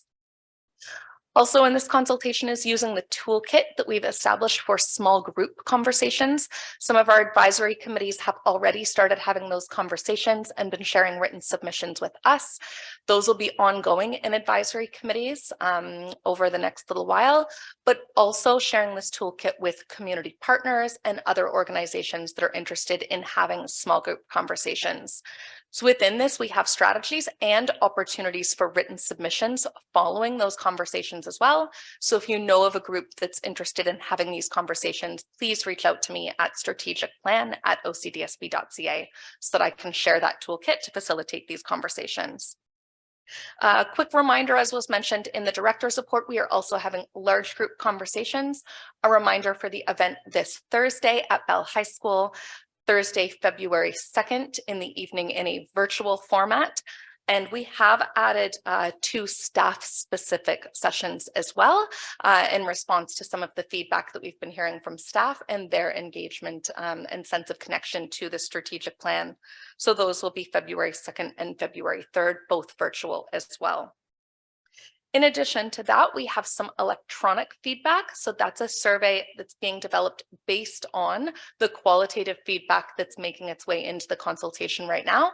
So there will be more information to come on that in February as we're processing and theming the qualitative feedback to inform the questions that are going out in that survey to drill into some of those topic areas. In addition to these 4 streams, as we've been having conversations about the strategic plan around this table and with our principals and leaders in the organization, one of the things that was coming to the surface was that although these district-wide events are beneficial, in some particular communities, we have the principals sharing that where the school community is close-knit, where we really have the opportunity is to tap into that community as a school as a whole. So we have been looking to do some work at some specific schools. And so I'm going to pass the mic right now to manager Stacey Kay, as she's going to be leading some of the work where we're doing some individual school events for this process. Thank you, Andrea. Yes, so as both Andrea and Director Giroux have introduced tonight, we are pleased to be sharing that we will have a more focused approach at a small group of schools across the district. We certainly will have more information about the selected schools to share with you next week. What we are pleased to share with you this evening is that we will be developing a customized approach at each of the selected schools. So this could mean that each approach is a little bit different with respect to timing, the venue, the format for engaging. We will be using a collaborative process, utilizing the school team and community members to make sure that that is capturing the voice of students, staff, parents, and caregivers at each of those schools. Certainly trustees will be invited to attend and participate as you're available. And certainly the themes and feedback from those events will be compiled into a final summary document at the end of this focused consultation process. I see. Do you have, did you want, usually we hold off on the questions until the end, but if it's very burning, okay. So we will hop a little bit into the environmental scan, recognizing that we want to have the time to talk about some of the data that we've pulled together for you. I'd like to talk a little bit about the structure of this environmental scan. As mentioned, this is a progressive document, so you'll see it multiple times with additional sections added as we make our way through. I do want to give a special thanks to the policy analysts, Ken and Omer Chagiek and NG Messiah, who helped compile some of this data for us so that we could be chatting about it here tonight. So the intention was that this is an electronic document so that you can interact with the data that's presented. So the intention is that it's a resource document. We made the effort to make it more accessible, streamlining the data where possible and addressing thoughtful questions, which will influence how we do our work over the next 4 years. There will be snapshots and summaries of key data with links to the fulsome reports where you have the opportunity to click on a button that appears in the corner to explore the full report in depth. So the first section of the environmental scan that we're bringing forward this evening are the two sections about the OCDSB and the section Our Students. So we're going to jump right to the about the OCDSB, where we ask ourselves, who are we and what do we offer? So we have a lot of data that gets at our school organization and how our schools are organized. The OCDSB has many schools, secondary, elementary, and 5 alternate secondary sites. As was mentioned earlier this evening, we do have exciting news as we are a growing district and adding new schools as well. I do want to acknowledge an error on slide 3, as I did indicate that the scheduled date for Half Moon Bay was September of 24, but as mentioned earlier, it will be 2023, and it will move into its new building in January of 2024. So the beauty of this being a progressive document is that I'll have the opportunity to fix that error the next time around. Looking at our school organization on slide 4, we do have schools that have multiple configurations. A number of years ago, we brought forward an elementary school program framework and a secondary school program framework, which highlighted the planned configurations for our schools. And we did a lot of work making sure that a number of those schools are now aligned with those frameworks and those configurations. So that's highlighted on slide 4. And of course, we have the establishment of OCV, Ottawa-Carleton Virtual School, coming out of the pandemic as well. On slide 5, we have an overview of some program offerings where we look at what we offer students. Of course, we have our 2-year full-day 50-50 bilingual kindergarten program at the elementary level, as well as in the English program with core French, early French immersion, middle French immersion, and the alternative program with core French.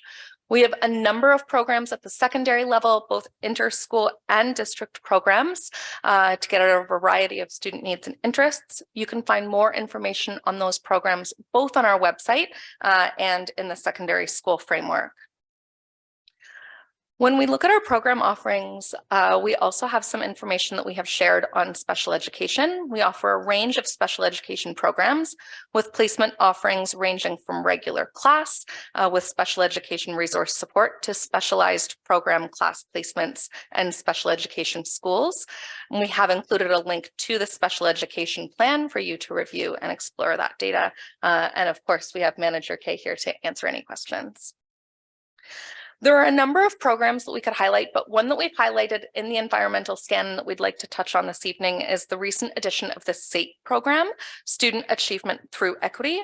The SATE inquiry schools were identified with a focused effort devoted to 7 key priorities, which are outlined on the slide. And again, there's the opportunity there for you to explore a report on the SATE initiative and the great work that they're doing. On slide 9, we have enrollment trends to address the question of what are the patterns and trends across our schools and how are they related to program offerings. Projections based on enrollment are largely based on the previous year. It's not a perfect science. With new students, there's liaising with the City of Ottawa, as well as tracking housing and birth rates to make projections year over year. Of course, with the pandemic, there were fluctuations in enrollment, which made projections more challenging. The numbers that you see before you in terms of enrollment are based on 2021 because the 2022 data is currently undergoing verification with the ONSIS system. But we do know that we had a significant increase this year in enrollment. We're hoping that that will stabilize in this year's, although the growth is certainly welcomed. Our last of the section on about the OCDSB is around board perception by the public. So of course, we've got some highlights from the media that we've captured on slide 10. And then on slide 11, reflection of some of the thought exchange data that we collected over the past couple of years. So although this data was collected as an opportunity to check in during the pandemic and some of the shifts that we've had, we heard a lot of information that's really valuable to us on an ongoing basis and information that continues to be important, such as feedback from the community around topics such as mental health, class sizes, readiness for post-secondary and funding, and of course, the establishment of Ottawa-Carleton Virtual School, and gratitude for educators, which we heard a lot of anytime that we went out with one of these engagements with the community. The second major section of the environmental scan is focused on our students. So we have student demographic data, pathways and achievement, student engagement, school climate, and social emotional learning. Fortunately, I have manager Oracheski here with me this evening, who's the keeper of the data for the OCDSB. So I'm going to pass it over to her to chat a little bit about the student data with you. Can everybody hear me? Okay, good. I'm also vertically challenged.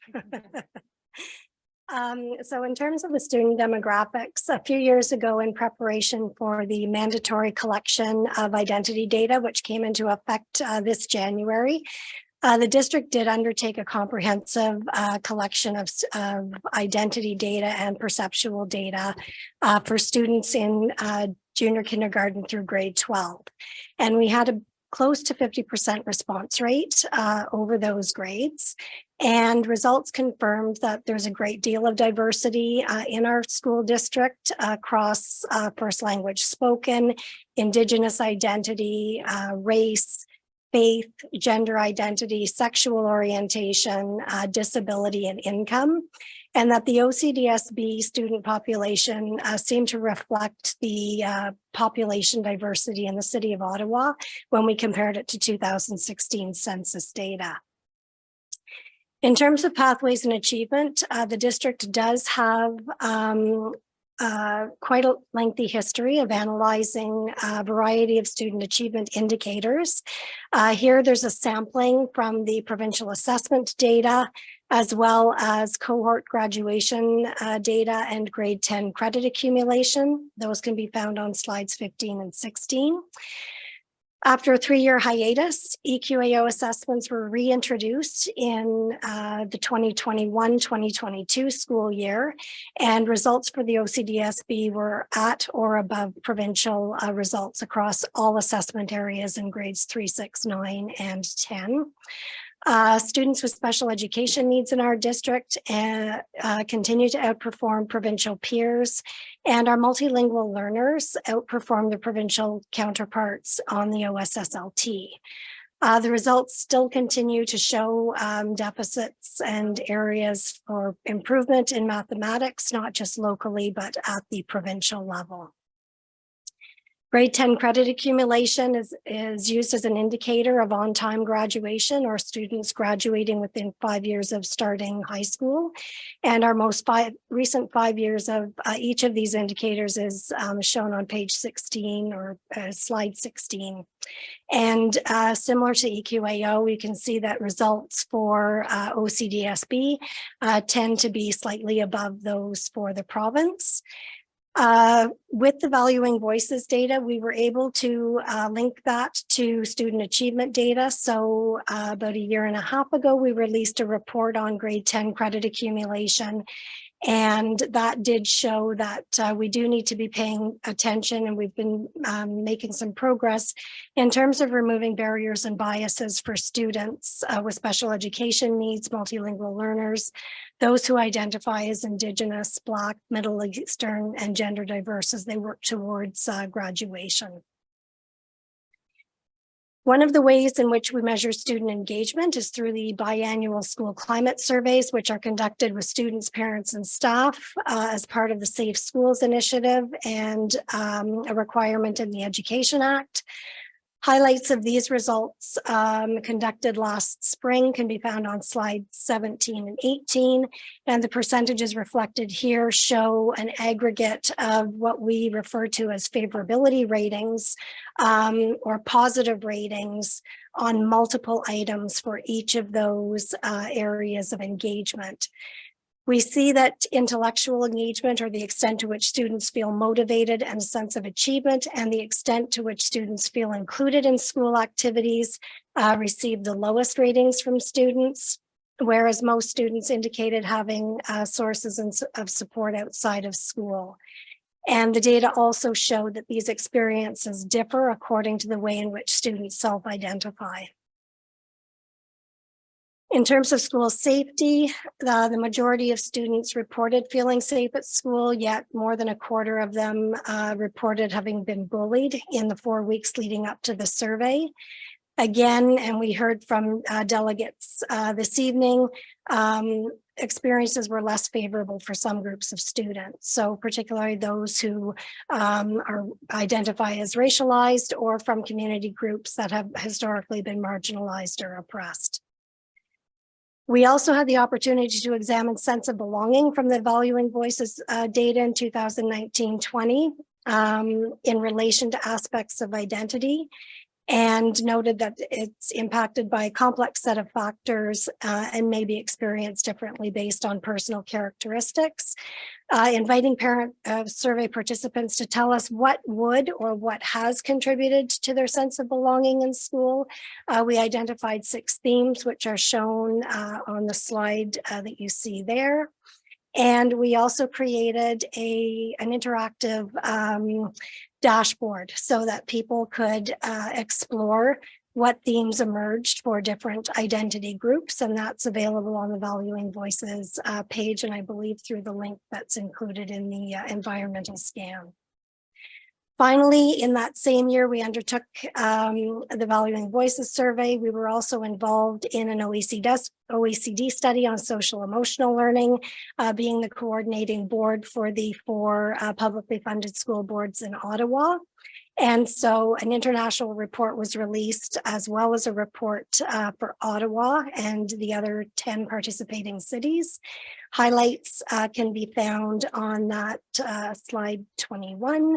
And among the highlights, again, include the finding that students who have more curiosity, assertiveness, tolerance, and trust tend to have higher educational expectations, and that its social emotional skills can change over time and can be influenced by identity and socioeconomic status. So I'm going to leave things there and turn things back to Andrea. Thank you. Through you, Madam Chair. We recognize that we've presented a wealth of data, but some very high-level summaries to you this evening. But again, the intent is that this document serve as a landing page for the opportunity to dig deeper, and where we ask and reflect on some of those important questions. And so we will continue to bring this document back to the committees of the whole with some additional sections. But the questions that we wanted to pose this evening for reflection was based on the data that we've talked about so far and that you've had the opportunity to review in this report, thinking about what it tells us about our strengths as a district. What does it tell us about areas for improvement, and what are the gaps that need to be addressed? And then what are the results or trends that surprised you? And finally, whether or not this electronic format with the opportunity to use it to dig deeper into full reports as a landing page helps support your understanding and exploration of the data. So I'll pass it back to open up for questions. Great, thank you. And over to you, Director. Thanks very much. And thanks to this team for what is a very fulsome report. And then when you think about the consultation and this, a tremendous amount of work being moved through, I just want to, I want to encourage you to focus on the questions that have been raised, but I just want to contextualize this work a little bit and why this is important. And so when we think about the trustee orientation work that we've been doing, there's a lot of data in here, and some of that just basic core data, OCDSB, facts and figures and program offerings that we haven't got to in our conversation yet. And this kind of encapsulates that for you in an easy to access place. So I hope that's helpful. And also because this starts to touch on not just a number of initiatives we do, but also where we have data and how we can measure. And so I want you to be thinking about that in terms of our planning process when we start thinking about strategies, that those strategies are actually rooted in the data. And when we're talking about how will we measure progress, we understand the kind of data that's available so that we can think about progress indicators. So that's why we generate this kind of information. It's how we hope you're able to use it. And I invite your questions of this team in terms of better understanding the data or how we might use it moving forward. Thank you, Director. It's 10:22 and I have 5 people on the list. Trustee Lyra, over to you. I'll be real quick.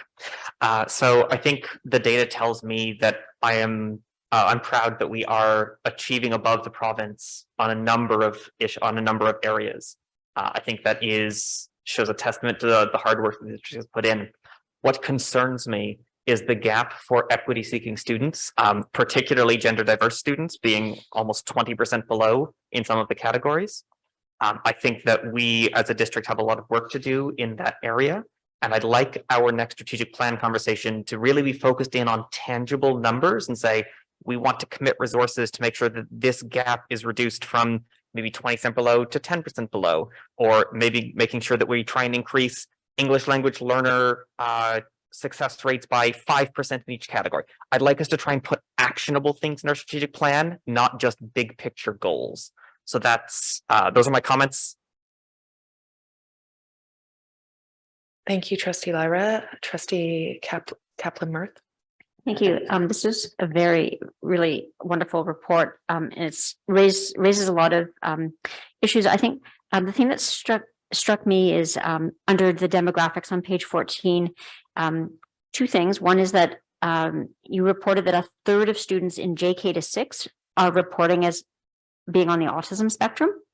If that is the case, I would ask, how are we addressing that when we run our strategic planning or our engagement with the community? Because if 1/3 of parents have children at home who are on the autism spectrum, those are parents who are going to have significant difficulty in going to evening events or participating in consultations. So I want to make sure from an equity lens that we're making sure that also other parents of other children with disabilities and also parents who may be in single parent households or work in the evenings have access to our engagement. The other thing is that actually on the same page under demographics, you give the percent of annual income above $100,000, but what is the percent of our families who are at or below the poverty line?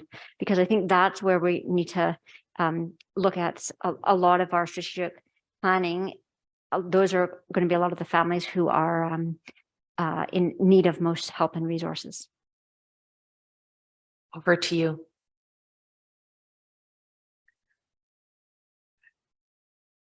Sorry. So yes, this is just a snapshot. And I just wanted to reinforce because Stacy was just mentioning, I think that number is wrong. This is self-report of autism. So it may or may not, and it's partial. It's a subset of the students. So based on about half. So we need to be careful about what is the ministry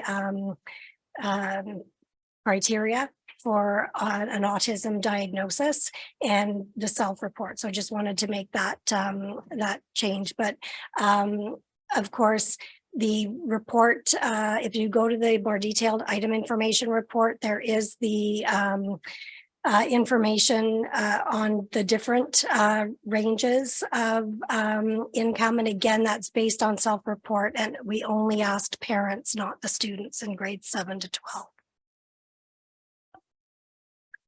And to follow up on this second part of your question. So thank you, Manager Orachevsky, for clarifying the numbers. But as you mentioned, regardless, this is an important population for us to be consulting with in the strategic plan. And so there are multiple ways that we are looking to do that. One of those is with the toolkit in the advisory committees. I understand there was a great engagement from the SEAC committee when they were working their way through the toolkit, and that staff is assisting in compiling some of the data from there so that that's included in the consultation, as those are some very valuable voices in this consultation. And that also ties into why we were motivated to have these events at 6 schools, because principals know their school communities. And so this gives us the opportunity to really work with the principal to decide, as Manager Kay mentioned, both format and timing. And we've been getting some of that feedback from the MLOs as well. So it's interesting for us to see that while some communities want to gather in person because those create more personal touches, where other communities are saying, no, I'm a single parent. The only way that I can attend is if I can log on And I need to be able to do it at 3:30, not at 6 o'clock. And so we're working with the schools to decide on time and format to really get at those communities. And those schools are being chosen intentionally with the help of the superintendents and corresponding with the school principals to make sure that we're getting at communities that we don't typically hear from as often. Thank you. So before we move to the 10:30 vote, Director, should we not choose to continue, will there be an opportunity for the list of 5 people to ask their questions? So there are several ways. Those questions can come to us via email. Also, we do have a strategic planning session on Thursday night, which many of you will be participating at, and that may help to answer some of your questions. And we will be back at Committee of the Whole next month as well. And this is a progressive report, so there'll be more information. Okay, so with that, I am going to call the 10:30 vote a minute and a half early. All those in favor of continuing on?